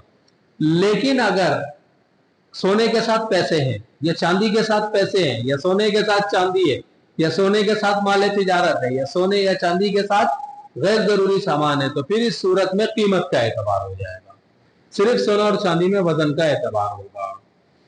अच्छा जी, कुर्बानी और ज़कात के निसाब में फर्क, ये बात मैंने बताई थी कि कुर्बानी और ज़कात का निसाब एक जैसा है, सिर्फ एक बात में जो ये 5वां पॉइंट है और ये 8वां पॉइंट है, ये अलग है। 5वें पॉइंट में 52.5 तोले चांदी के बकदर अगर जरूरत से जायद सामान है तो कुर्बानी वाजिब है, ज़कात फर्ज नहीं है, ज़कात फर्ज नहीं है। और 8वां पॉइंट ये है कि कुर्बानी वाजिब होने के लिए कुर्बानी के निसाब पर साल गुजरना फर्ज नहीं है, ज़कात फर्ज होने के लिए ज़कात के निसाब पर साल गुजरना शर्त है। ये दो चीजें जो है वो मुख्तलिफ है, बाकी सारी बातें एक जैसी हैं। अच्छा जी, ये बता दिया आपको, कर्जे अदा करने के बाद निसाब के बकदर माल बचे तो वो उस पर ज़कात होगी। कुर्बानी की शर्तों का एतबार किस वक्त होगा, यानी आपके पास माल होगा, किस दिन माल होगा तो आपके ऊपर कुर्बानी होगी, जिलहज के शुरू में या 2 तारीख को या 4 को या 5 को नहीं, कुर्बानी का वक्त खत्म होने से पहले पहले अगर आप साहिब निसाब हो गए तो आपके लिए कुर्बानी करना जरूरी है। यानी इतना वक्त आपके पास हो कि आप माल आते ही आप जो है वो कुर्बानी के लिए जाएं, हिस्सा ले लें या जानवर ले लें, फिर उसको ज़बह करें और ज़बह करके जो है वो अल्लाह के लिए उसको तकसीम कर दें। तो ज़बह करने तक का वक्त आपके पास होना चाहिए। आसान लफ्जों में अगर तीसरे दिन जोहर की नमाज के बाद भी, तीसरे दिन जोहर की नमाज के बाद भी अगर किसी के पास पैसा आ गया तो वो चला जाए मंडी, और मंडी जाने के बाद जानवर वहां से खरीदे और वहीं अल्लाह का नाम लेके उसको ज़बह कर दे, और ज़बह करने के बाद फिर भले से उठाकर गाड़ी में डाल के उसको ले आए, कुर्बानी उसकी हो गई। फिर वो उसको छीलता रहे, बनाता रहे, बोटी बनाए, बांटे, तकसीम करे, उसके लिए कुर्बानी के वक्त का होना जरूरी नहीं। कुर्बानी के वक्त का होना जरूरी है जानवर को ज़बह करने के लिए। अच्छा जी, कुर्बानी के वजूद की क्या नौइयत है? कुर्बानी के वजूद की नौइयत का मतलब यह है कि कुर्बानी अमीर आदमी के जिम्मे पे वाजिब होती है। एक जानवर अमीर शख्स ले आया, एक जानवर गरीब शख्स ले आया। अमीर से मुराद वो आदमी जिसके ऊपर कुर्बानी वाजिब है, और गरीब वो है जिसके ऊपर कुर्बानी वाजिब नहीं है। तो अमीर के ऊपर कुर्बानी अमीर के जिम्मे में वाजिब है, और गरीब अगर जानवर ले आया तो उसके ऊपर कुर्बानी उसी जानवर में वाजिब है। अब इस बात का क्या मतलब हो गया? इस बात का मतलब ये हो गया कि अगर दोनों का जानवर गुम हो जाता है तो अमीर के जिम्मे कुर्बानी बाकी रहेगी, दूसरा लेकर।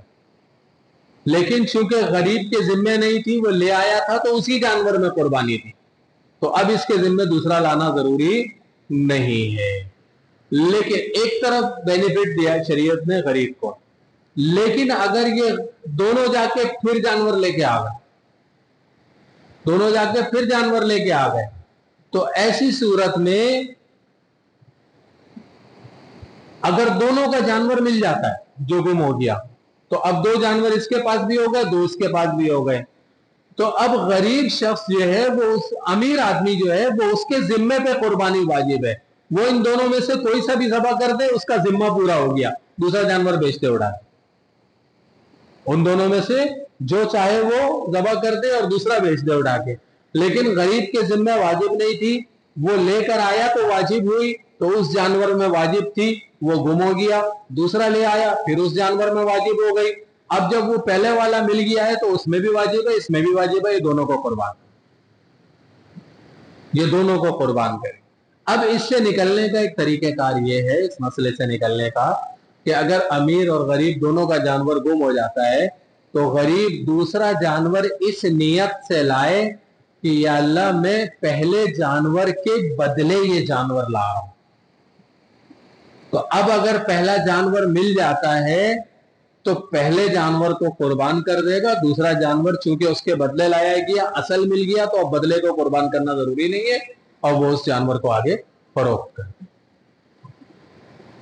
تو امیر کے ذمے میں واجب ہوتی ہے, اور غریب قربانی کے لیے جانور خرید لے تو اسی جانور کو قربان کرنا واجب ہے. شرائط کی وجہ سے ہر ایک پہ الگ الگ قربانی واجب ہوگی, جو کہ اپنی طرف سے قربانی کرنے سے ہی ادا ہوگی, کسی کی طرف سے قربانی کرنے سے ادا نہیں ہوگی, اور نہ ہی نفل قربانی کرنے سے واجب قربانی ادا ہوگی. دیکھیں میں آپ کو اس بارے میں ایک مثال دیتا ہوں. مثال یہ ہے کہ جیسے آپ جانور لے کر آئے ہیں اور آپ کے جانور میں 7 حصے ہیں اور آپ گھر کے 4 افراد ہیں, تو 4 افراد کے آپ نے 4 نام ڈال دیے, لیکن 3 حصے بچ گئے, تو آپ نے سوچا کہ میں اپنے بھائی کا نام بھی ڈال دوں اس میں, وہ تنگ دست سے نہیں کر سکتا, اس کا بھی نام ڈال دیتا ہوں, میں اپنی بہن کا نام بھی اس کے اندر ڈال دوں. آپ بالکل ڈال سکتے ہیں, لیکن آپ پہلے ان سے پوچھیں گے, تاکہ ان کے ذمے اگر قربانی واجب ہے تو آپ ان سے پوچھیں گے, ان کا واجب وہ اجازت دیں گے تو واجب ادا ہو جائے گا. اور اگر وہ بولیں گے نہیں ہم اپنا کر لیں گے, تو اس صورت میں ان کی اجازت نہیں ہے یا آپ نے پوچھا نہیں ہے, تو اس صورت میں یہ قربانی آپ کی ہی طرف سے نفل ہو جائے گی اور اجر انہیں مل جائے گا, کیونکہ آپ نے ان کی نیت سے ان کا نام ڈالا ہے. اچھا جی, تیسری شرط کی وضاحت کہ مال کی ملکیت حاصل ہو اور اس پہ قبضہ حقیقتاً یا حکماً حاصل ہو. اب مال کی ملکیت حاصل ہو, جس کی ملکیت میں مال ہے اسی کے اوپر قربانی, جس کی ملکیت میں مال نہیں ہے اس کے اوپر قربانی نہیں. جیسے کہ عورت کی ملکیت میں موجود زیور کی وجہ سے شوہر پہ قربانی واجب نہیں, کیونکہ شوہر اس کا مالک نہیں, شوہر مالک نہیں ہے تو اس کے اوپر قربانی واجب نہیں ہے. مالک متعین نہیں ہے, جیسے وقف کا مال, تو اس پر قربانی واجب نہیں ہے. جیسے ایک جگہ ہے اس کو وقف کر دیا کسی نیک کام کے لیے, تو اب ظاہر سی بات ہے اس جگہ کا ایک ذمہ دار ہوتا ہے, ایک نگران ہوتا ہے, ایک سربراہ ہوتا ہے, سرپرست ہوتا ہے, تو وہ چیز اس کی ملکیت میں نہیں. ملکیت منتقل نہیں کی. ماں باپ نے بالغ لڑکی کے لیے بقدر نصاب زیور خریدا, زیور تو خرید کے رکھ لیا کہ بھئی ہم نے جو اپنی بیٹی کو شادی میں دینا ہے, لیکن لڑکی کو مالک بنا کر قبضہ نہیں دیا, تو لڑکی پر قربانی واجب نہیں ہے. واجب کس کے اوپر ہوگی؟ جس نے بنا کے رکھا ہوا ہے اس کے اوپر, چاہے وہ ماں نے بنایا ہو چاہے باپ نے. ملکیت کا پتہ نہیں, اگر ملکیت کا پتہ نہیں ہے, دیکھیں ایک بہت اہم مسئلہ یہاں پہ آ گیا. اب آپ کو میں اس بات کو سمجھا دوں. ہمارے اردو بولنے والے معاشروں میں یہ ہوتا ہے کہ جب شادی ہوتی ہے تو دولہا کی طرف سے زیور دیا جاتا ہے. بعض جگہوں پہ تو اس بارے میں وضاحت کر دی جاتی ہے کہ یہ زیور ہم حق مہر کے بدلے زیور دے رہے ہیں, یعنی حق مہر ہم زیور کی صورت میں دے رہے ہیں. اس صورت میں تو عورت اس کی مالک ہو جاتی ہے. لیکن اگر ایسے ہی اٹھا کر زیور دے دیا کہ بھئی ہم نے جو ہے یہ اپنی بہو کے لیے بنایا یا لڑکے نے اپنی ہونے والی بیوی کے لیے بنایا, تو وہ زیور اگر اٹھا کے دے دیا تو اس کی وضاحت کرنا ضروری ہے کہ یہ آپ نے اس کو استعمال کے لیے دیا ہے یا آپ نے اس کو ہدیہ کر دیا. اگر استعمال کے لیے دیا ہے تو وہ زیور دینے والے کی ملکیت میں رہے گا, اور اس زیور کی وجہ سے زکوٰۃ یا قربانی یا صدقہ فطر یہ ساری چیزیں اس زیور کے مالک کے اوپر آئیں گی. لیکن اگر بیوی کو ہدیہ کر دیا ہے تو یہ ساری ذمہ داریاں پھر بیوی کے اوپر منتقل ہو جائیں گی. تو ملکیت کا پتہ نہیں, مالک متعین کرنا ضروری ہے تاکہ قربانی کی ادائیگی میں کوئی کوتاہی نہ ہو. جیسے بیوی کا زیور, قبضہ تو ہے لیکن ملکیت نہیں. جیسے عاریت کے لیے چیز کہ قربانی قابض پر واجب نہیں ہوگی بلکہ اصل مالک پر واجب ہوگی. مکان جو ہے وہ رہنے کے لیے دے دیا, رشتہ داروں میں سے کسی کو دے دیا, جیسے لوگ ابھی خیر آباد الطاف نگر وغیرہ میں پلاٹ خریدتے ہیں اور وہاں پہ رشتہ داروں کو غریبوں کو دے دیتے ہیں کہ بھئی آپ رہیں تاکہ پلاٹ کی حفاظت بھی ہو. تو اب یہ پلاٹ اس شخص کی ملکیت میں نہیں چلا گیا, اس کو استعمال کے لیے ملا ہوا, تو جس کی ملکیت میں وہ قربانی کرے گا, یہ نہیں کرے گا اس کی جگہ, یہ نہیں کرے گا. تو قبضہ بھی ہے, ملکیت بھی ہے, تو قابض اور مالک پر قربانی واجب ہوگی. مال ملکیت میں بھی ہونا ضروری ہے, اس پہ قبضہ بھی ہونا ضروری ہے. تیسری شرط کی وضاحت, مال کی ملکیت حاصل ہو, اس پہ قبضہ حقیقتاً یا حکماً حاصل ہو. مال کی ملکیت بھی حاصل ہے اور قبضہ حقیقتاً حاصل ہے کہ آپ کا مال آپ کے پاس ہے, یا حکماً حاصل ہے کہ آپ نے جو ہے وہ کسی کو دیا ہوا ہے, ایسے شخص کو اس سے جب بولیں گے جب وہ دے دے گا آپ کو واپس, یا اس سے ملنے کی آپ کو کبھی امید ہے, اس سے ٹائم ٹیبل طے کیا ہوا ہے, تو یہ قبضہ آپ کا ہے اور اس کے اوپر آپ کی قربانی کرنا واجب ہوگا. ایک گھر کے افراد میں جس فرد کی ملکیت میں نصاب کے بقدر مال ہوگا, اس پر اپنی علیحدہ قربانی کرنا واجب ہوگا. گھر کے کسی ایک فرد کے قربانی ادا کرنے کی سے سب کی طرف سے قربانی ادا نہیں ہو جائے گی.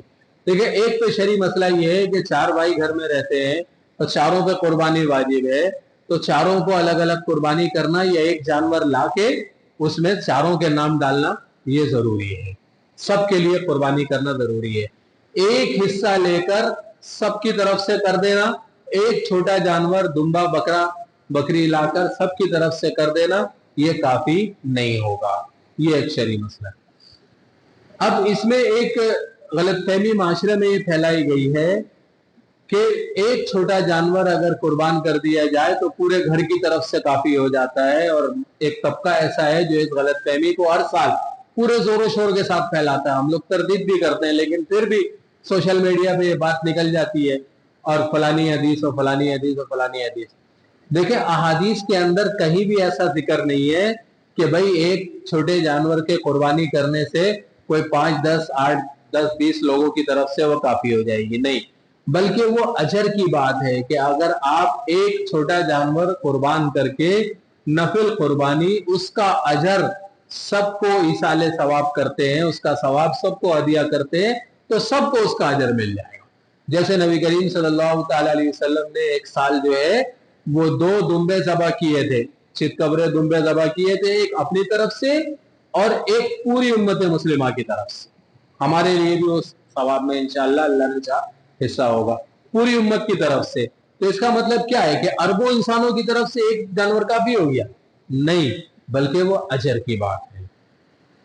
تیسری شرط کی وضاحت, مال کی ملکیت حاصل ہو, اس پہ قبضہ حقیقتاً حکمن ہو. اس کے بتا رہے قرض پہ دیے ہوئے مال پر قربانی کا حکم.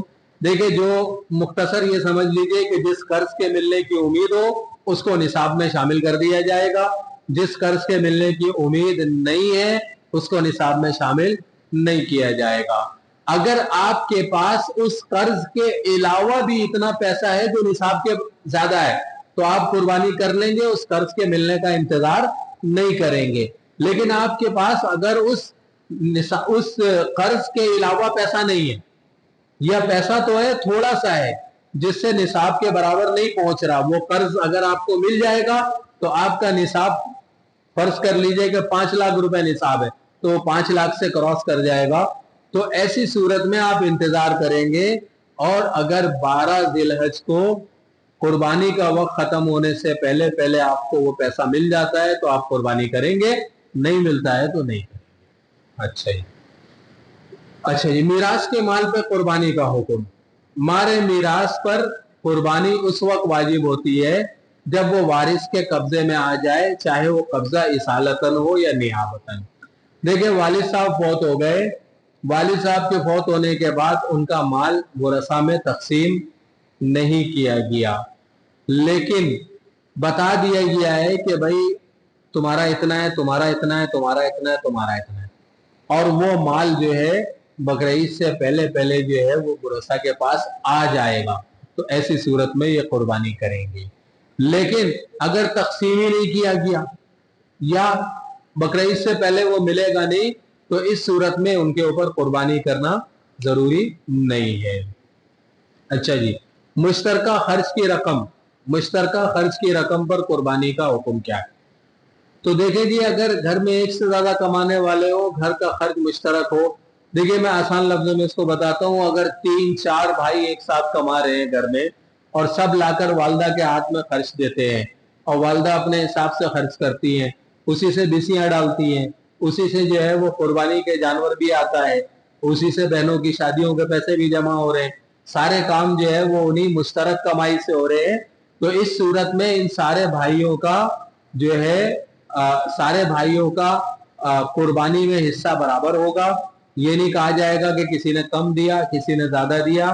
اور اسی طرح جو ہے سال گزرنے کے بعد اگر دیکھا جائے گا کہ والدہ کے پاس جو رقم بچی ہے وہ نصاب کے بقدر ہے تو ان سب کے اوپر قربانی لازم ہوگی. اور اگر نصاب کے بقدر نہیں ہے تو پھر ہر ایک کی انفرادی حالت دیکھ لی جائے گی. جو صاحب حیثیت ہوگا اس کے اوپر قربانی کرنا ضروری ہوگی, جو صاحب حیثیت نہیں ہوگا اس کے لیے قربانی کرنا ضروری نہیں ہوگی. اسی طرح شوہر نے بیوی کو گھر کے خرچے کے لیے رقم دی. اب وہ رقم تو شوہر کی ہے, اب بیوی کو وہ جو ہے وہ ہر مہینے مثال کے طور پر 50,000 روپے دے رہا ہے اور 10,000 روپے مہینہ بچ جاتے ہیں, اور وہ 10,000 جمع کرتے کرتے وہ پیسے تو شوہر کے, وہ بیوی کے تو نہیں ہے پیسے. اب وہ رقم اتنی ہو گئی کہ اس سے وہ آسانی سے قربانی کر سکتا ہے, حصہ لے سکتا ہے, تو پھر وہ قربانی کرے گا بشرطے کہ وہ پہلے سے صاحب نصاب ہو اور اس مال کو ملا کر یا اس مال کے علاوہ اس کے پاس نصاب کے بقدر مال ہو تو یہ قربانی کرے گا. چوتھی شرط یہ ہے کہ خالص حرام کا مال نہ ہو. قربانی عبادت ہے, اللہ پاک اسی قربانی کو قبول فرماتے ہیں جو حلال مال سے کی جائے. خالص حرام کا مال بینک کا جو پروفٹ ملتا ہے ماہانہ یا سالانہ وہ, اسی طرح انشورنس کا پیسہ, سود کا پیسہ, جوئے کا پیسہ, چوری وغیرہ کا مال.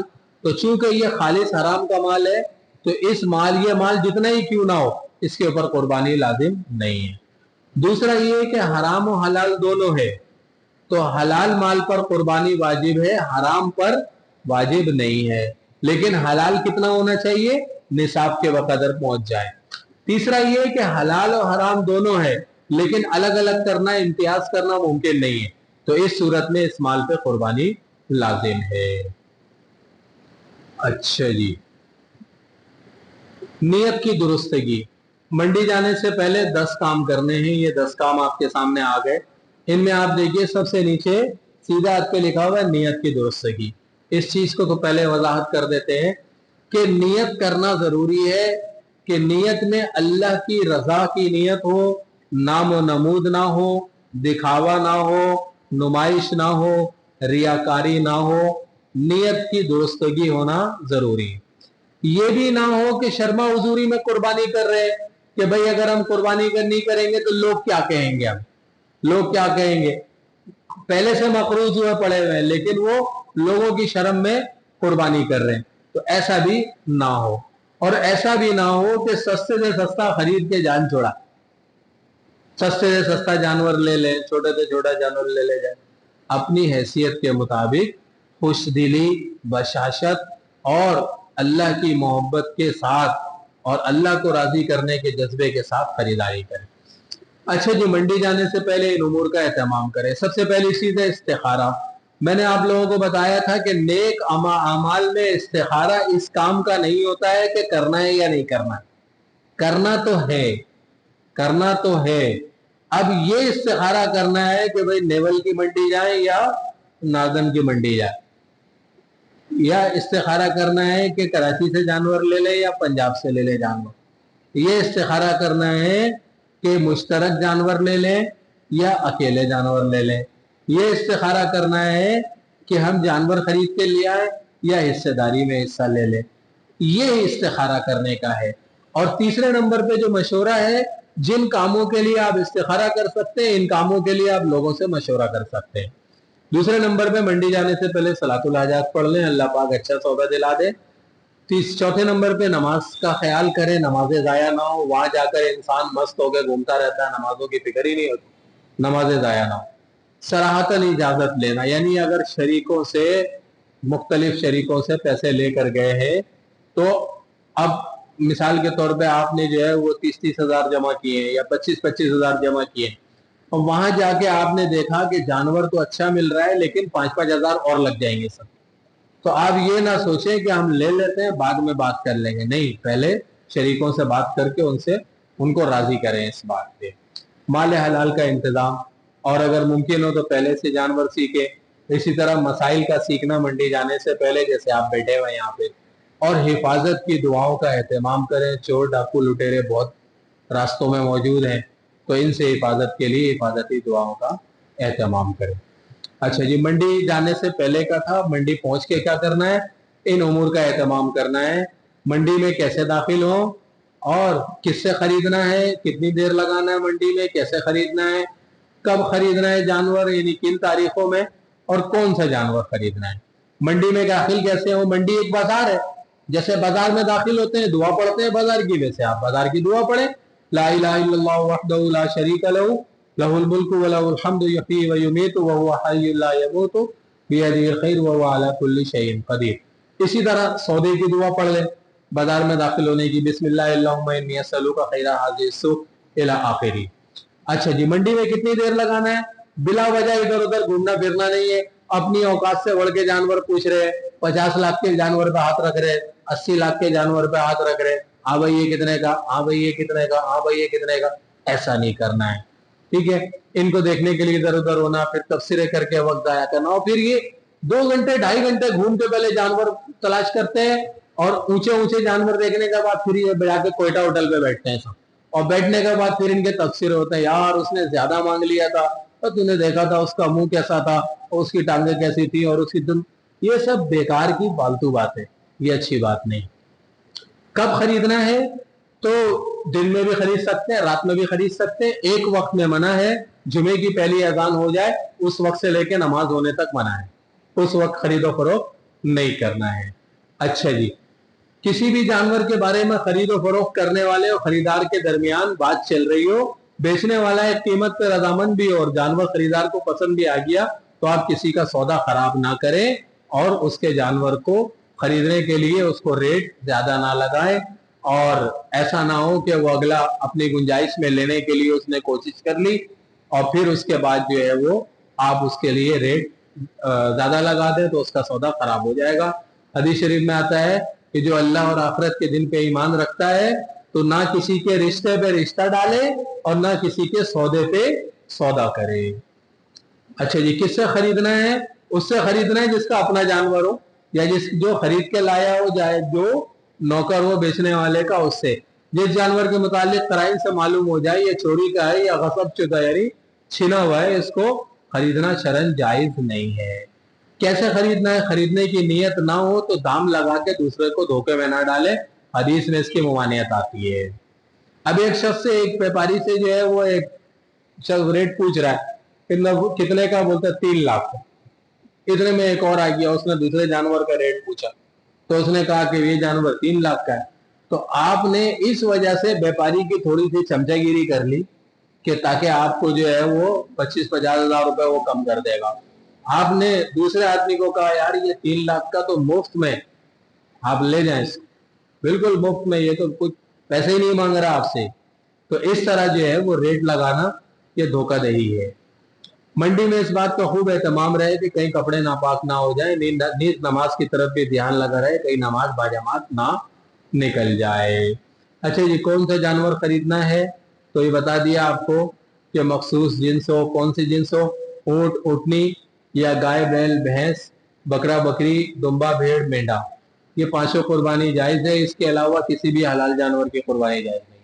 مرغی، ہرن، نیل گائے اور یہ اور وہ ساری چیزیں جو ہے کھانے میں حلال ہیں، لیکن قربانی کے اندر یہی 4 طرح کے جانور ہیں: اونٹ نر و مادہ، گائے اور بھینس نر و مادہ، بکرا بکری نر و مادہ، دمبا بھیڑ مینڈا نر و مادہ. یہ 4 جانور 2 دن سے 8 دن سے موجود ہیں. قربانی سے مانے کوئی عیب نہ ہو.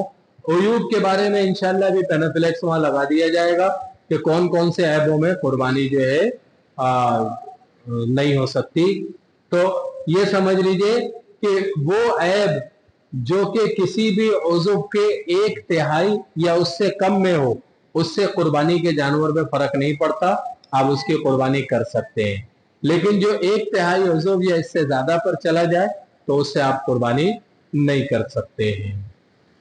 جانور ملکیت میں ہو یا مالک کی طرف سے قربانی کی اجازت ہو، یعنی آپ نے خود اپنے ہاتھ سے ذبح کرنا ہے یا جس کو آپ ذبح کرنے کے لیے بلائے تو اس کو زبان سے اجازت بھی دے دے کہ ہاں میری اجازت ہے تم اسے ذبح کر لو۔ جن جانوروں میں شرکت نہیں ہو سکتی، بکرا بکری بھیڑ دمبا مینڈا ایک آدمی کی طرف سے ہے، اور جن جانوروں میں شرکت ہو سکتی ہے وہ اونٹ گائے بیل بھینس وغیرہ ہیں۔ اچھا جی دیکھیں بات یہ ہے نا کہ بہت سے لوگوں میں ایک بات یہ چل پڑی ہے اور یہ غلط فہمی لوگوں کے اندر ہے کہ لوگ بولتے ہیں کہ 7 حصے ہونا چاہیے، تو 7 حصے زیادہ سے زیادہ ہیں، آپ 2 حصے کر لیں جانور کے، 2 بھائی لے کر آئیں 2 حصے کر لیں، 2 دوست لے کر آئیں 2 حصے، بیچ سے آدھا آدھا کر لیں، آدھا پورے جانور کو وزن کر کے آدھا آدھا کر لیں۔ اسی طرح اگر 4 لوگ ہیں تو 4 حصوں میں کر لیں، 6 لوگ ہیں تو 6 حصوں میں کر، کوئی ضروری نہیں ہے کہ آپ جو ہے وہ 7 حصے پورے ہی کریں۔ اچھا جی، کس کس کی طرف سے قربانی کی جا سکتی ہے؟ نفلی قربانی زندہ کی طرف سے بھی کی جا سکتی ہے، مردہ کی طرف سے بھی کی جا سکتی ہے، لیکن واجب قربانی صرف زندہ کی طرف سے ہوگی، مردہ کی طرف سے نہیں ہوگی۔ کسی کے ذمہ قربانی واجب تھی، وہ نہیں کر سکا، دنیا سے چلا گیا، اب وہ مال اس کا نہیں ہے، وارثوں کا، تو اب اس کے مال سے آپ قربانی نہیں کر سکتے اور آپ اپنی طرف سے اس کی واجب قربانی ادا نہیں کر سکتے۔ حضور صلی اللہ علیہ وسلم کی طرف سے نفلی قربانی کی جا سکتی ہے۔ ہاں بہت سارے لوگ ایسا کرتے ہیں بھائی 6 حصے جو ہے وہ گھر کے، ایک حصہ حضور صلی اللہ علیہ وسلم کے نام کا، تو اب اس ایک حصے میں باقی سب لوگ پیسے ملا دیتے ہیں، تو یہ ایک مناسب سی بات نہیں ہے کہ حضور صلی اللہ علیہ وسلم کے کو ثواب ہدیہ کرنے کے لیے ہم چندہ کر کے قربانی کریں، تو ایسا نہیں کرنا چاہیے، لیکن اگر کر دیا تو بھی ادا ہو جاتی ہے۔ اچھا جی، یہ اعضا کے بارے میں ہے کہ جانور کے اعضا جو ہے وہ آنکھ کتنی اندھی ہو تو قربانی جائز نہیں ہے، مکمل اندھی ہو، کانی ہو، 1/3 سے زیادہ بینائی کم ہو تو جائز نہیں، بینگا ہو تو قربانی جائز ہے، وغیرہ وغیرہ، یہ سارے پینافلیکس انشاءاللہ آگے لگ جائیں گے۔ اس میں دیکھیں بال کے بارے میں بتایا، بال کاٹ دیے گئے یا مونڈ دیے گئے تو قربانی جائز ہے، بال عضو میں شمار نہیں ہوتے، اعضائے جسم میں بال شمار نہیں ہوتے۔ سر پہ زخم نہیں ہے لیکن کھال جلنے سے اس پہ بال نہیں اگتے، اور سر کا بقیہ عضو صحیح سالی میں قربانی جائز ہے۔ اچھا یہ گائے بھینس کے تھن 4 ہوتے ہیں، اگر اس کا تھن 1 ہے یا 2 ہے پیدائشی، اس کی قربانی نہیں ہوگی۔ اسی طرح تھن تو 4 ہی ہے لیکن دودھ صرف 2 سے آتا ہے، اس کی بھی قربانی نہیں ہوگی۔ لیکن گائے بھینس کے 3 تھن ہیں، یعنی آدھے سے زیادہ ہیں، 4 ہوتے ہیں آدھے سے زیادہ 3 ہیں، تو ہے تو 4 لیکن 3 سے آ رہا ہے تو قربانی جائز ہے۔ بکری کا 1 تھن ہے، یا ہے تو دونوں لیکن 1 سے دودھ آتا ہے، اس کی بھی قربانی جائز نہیں ہوگی۔ لنگڑا جانور ہے، چلنے میں اس لنگڑے پاؤں کا سہارا نہیں لیتا تو اس کی قربانی جائز نہیں، سہارا لیتا ہے تو اس کی قربانی جائز ہے۔ اسی طرح جلد پر خارش کی وجہ سے جانور کمزور ہو گیا، اس کی قربانی جائز نہیں ہے۔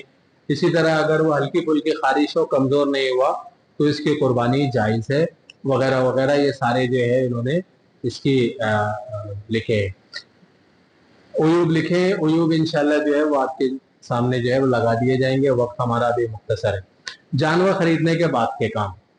اچھا جی، جانور کی خدمت کرے، اس سے انسیت پیدا کرے، اسے کسی قسم کی ایذا اور تکلیف نہ پہنچائیں۔ لوگ پاگل کی طرح اپنے جانور کو لے کے دوڑ رہے ہوتے، اور وہ جانور ہے اس کو تو شعور نہیں ہے، اب وہ چلتے ہوئے کسی گاڑی میں گھس جاتا ہے، کسی کار میں ٹکرا جاتا ہے، کسی کی موٹر سائیکل میں ٹکراتا ہے، لوگوں کو کچلتا ہے، اب وہ بولتا ہے بھائی یہ جانور ہے۔ بھائی یہ جانور ہے، تم تو انسان ہو، تم جو ہے وہ کیا کر رہے ہو اس کے ساتھ؟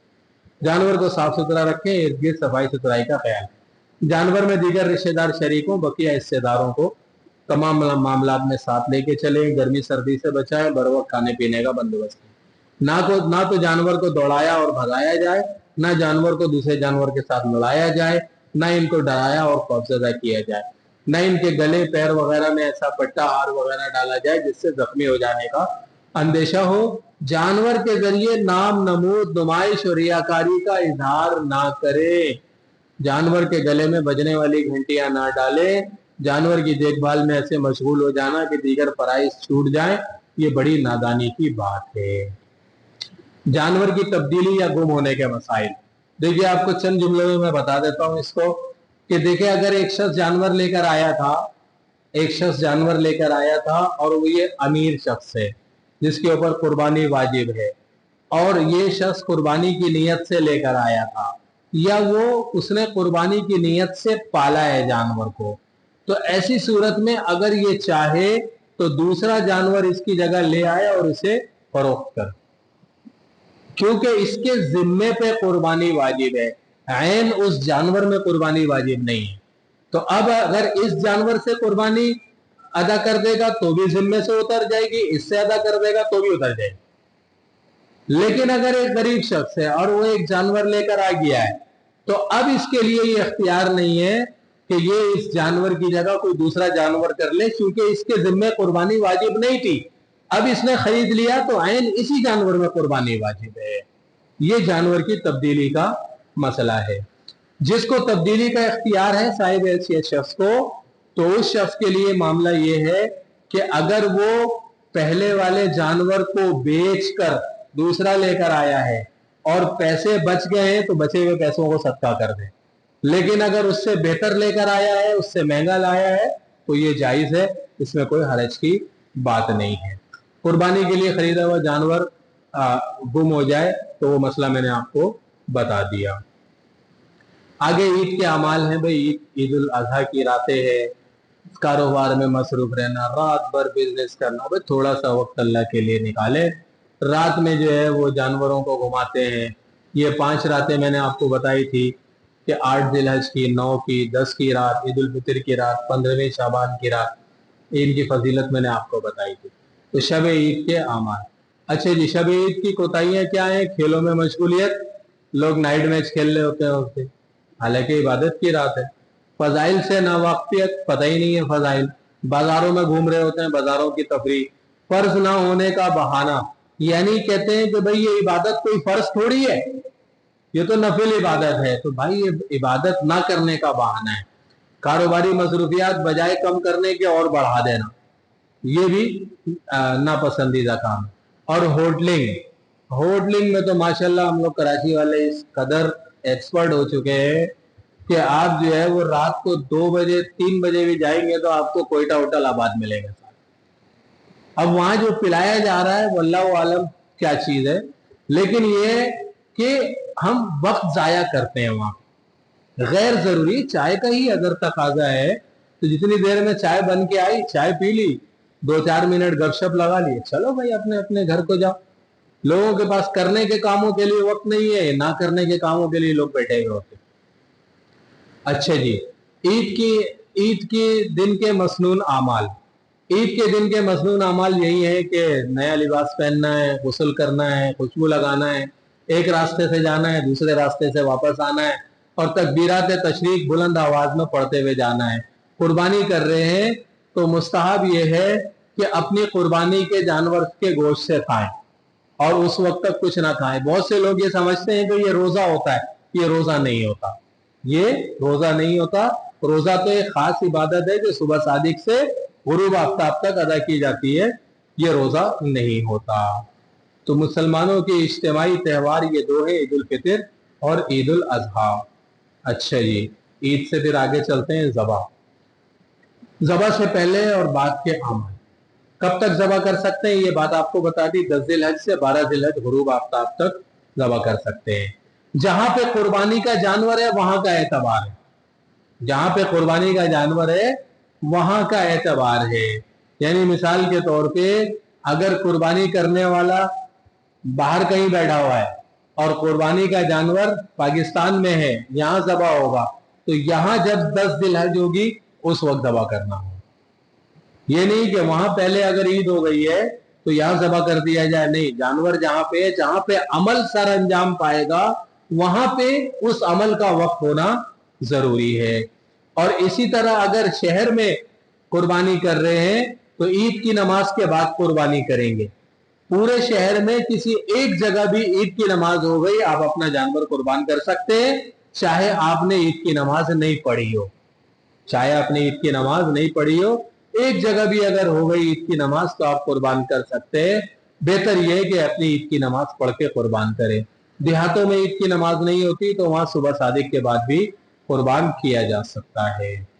अच्छा जी, जानवर कौन ज़बह कर सकता है? कसाई मुसलमान हो, ये बहुत समझने की बात है। अहले तशी भी घूमते हैं, कादियानी भी घूमते हैं, ईसाई भी घूमते हैं। और सब दिहाड़ी लगाने निकले हुए होते हैं, तो उससे आप ज़बह कराएं जिसे आप जाती तौर पे जानते हो, कलमा गो मुसलमान। कसाई से ज़बह की उजरत ज़बह से पहले ही तय कर लें। कुर्बानी के जानवर की खाल, गोश्त, चर्बी, ऊन, आटे, रस्सी, हार वगैरह कसाई को ज़बह की उजरत और मुआवजे के तौर पे देना या इसके एवज में उजरत कम कराना जायज नहीं है। ज़बह से पहले जानवर को चारा खिलाएं, पानी पिलाएं, छुरी को तेज कर लें और इसी तरह जो है जो कुछ इसमें जानवर से उतारा है उसको ज़बह कर, उसको जो है वो सदका कर दिया जाए। अच्छा जी,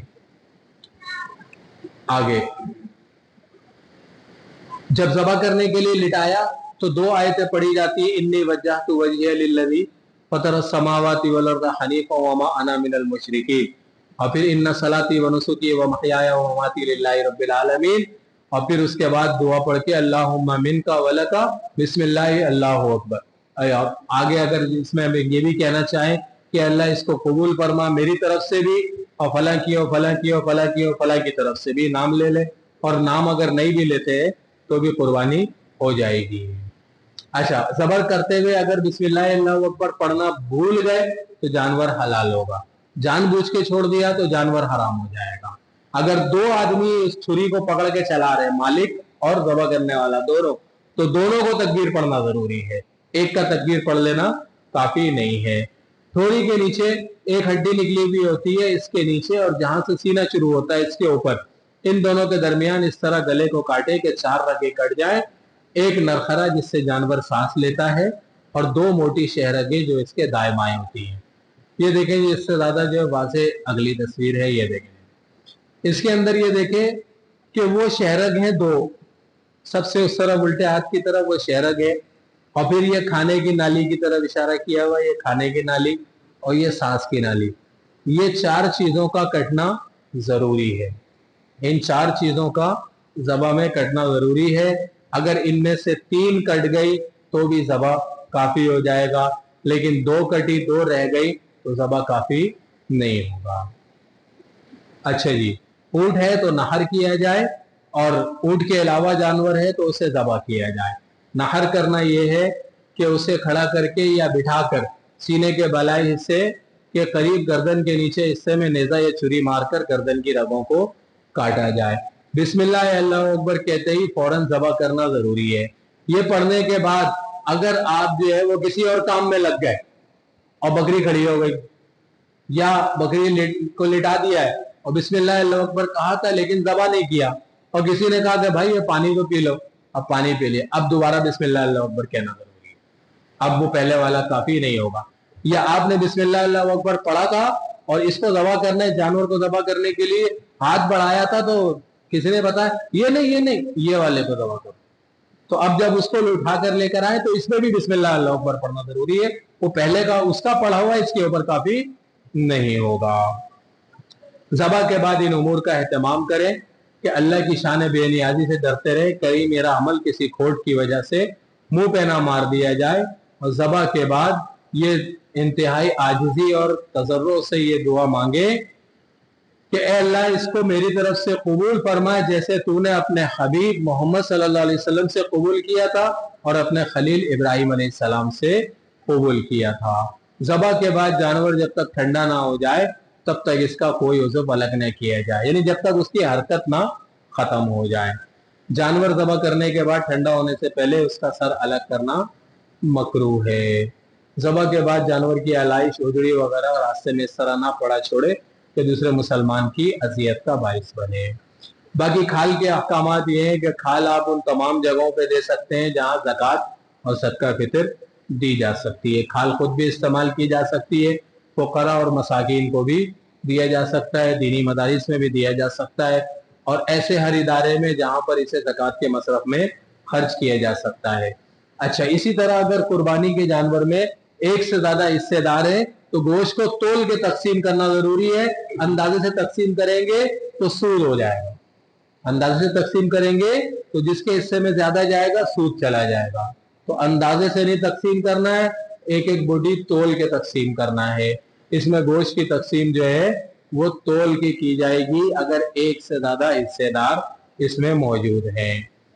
अच्छा जी, लेकिन अगर सारे लोग एक घर के हैं اور ہنڈیا ایک پکتی ہے اور ایک کھانا ہے، ایک دسترخوان ہے، تو پھر ایسی صورت میں جو ہے وہ تولنے کی ضرورت نہیں ہے، پھر اندازے سے بھی تقسیم کیا جا سکتا ہے۔ قربانی کا گوشت فروخت کرنا حرام ہے، کسی نے فروخت کر دیا تو اس کی قیمت صدقہ کرنا ضروری ہے۔ اللہ رب العزت جو ہے وہ آپ سب کا آنا بیٹھنا قبول فرمائے۔ قربانی کا گوشت جو ہے وہ غیر مسلموں کو بھی دیا جا سکتا ہے۔ قربانی کے جانور کی چربی بیچنا جائز نہیں ہے، اگر بیچ دی تو اس کے پیسے صدقہ کرنا ضروری ہے۔ قربانی کے جانوروں میں کیا نہیں کھا سکتے ہیں، یہ 7 چیزیں آپ کے سامنے ہیں۔ بہتا ہوا خون، مادہ کی پیشاب گاہ، نر کی پیشاب گاہ، ودود، خصیتین، مسانہ اور پتا نہیں کھایا جا سکتا۔ رک جاؤ ذرا ایک منٹ۔ اچھا جی، یہ کورس الحمدللہ جو ہے وہ مکمل ہوا۔ اب چونکہ وقت یہ لمیٹڈ تھا، عشاء کے بعد کا وقت جو ہے وہ طویل ہوتا ہے ہمارا، تو پہلے جو ہے وہ عشاء کے بعد ہی کرتے رہے، لیکن مغرب کے بعد ابھی کیا تو محسوس یہ ہوا کہ نہیں، عشاء کے بعد ہی کرنا زیادہ بہتر تھا، کہ تاکہ سکون اور اطمینان کے ساتھ سارے معاملات، سارے کورس جو ہے وہ آخر تک پہنچتا۔ اللہ پاک سب کا آنا بیٹھنا قبول فرمائے، اور اللہ رب العزت جو ہے وہ سارے ساتھیوں کو قربانی کے عمل اور سارے اعمال حضور اکرم صلی اللہ تعالی علیہ وسلم کے طریقے کے مطابق کرنے کی توفیق عطا فرمائے۔ وآخر دعوانا الحمدللہ رب العالمین۔ اللہم لک الحمد کما انت اہلہ، صلی علی سیدنا مولانا محمد کما انت اہلہ، وفعل بنا ما انت اہلہ، انکا اہل التقوی وعلی المغفرہ۔ یا اللہ ہم سب کا بیٹھنا قبول فرما، یا نہ سننا قبول فرما، کمی کوتاہی غلطیوں کو معاف فرما۔ یا اللہ مزید اس طرح یا اللہ سیکھنے سکھانے کی توفیق عطا فرما، اس سلسلے کو یا اللہ لوگوں کے لیے نفع بخش بنا، ان کے لیے دنیا آخرت کی سرخروئی کا سبب بنا، نیک اعمال کی طرف راغب ہونے کا ذریعہ بنا۔ صلی اللہ تعالی علی خیر خلقہ محمد وآلہ واصحابہ اجمعین، آمین۔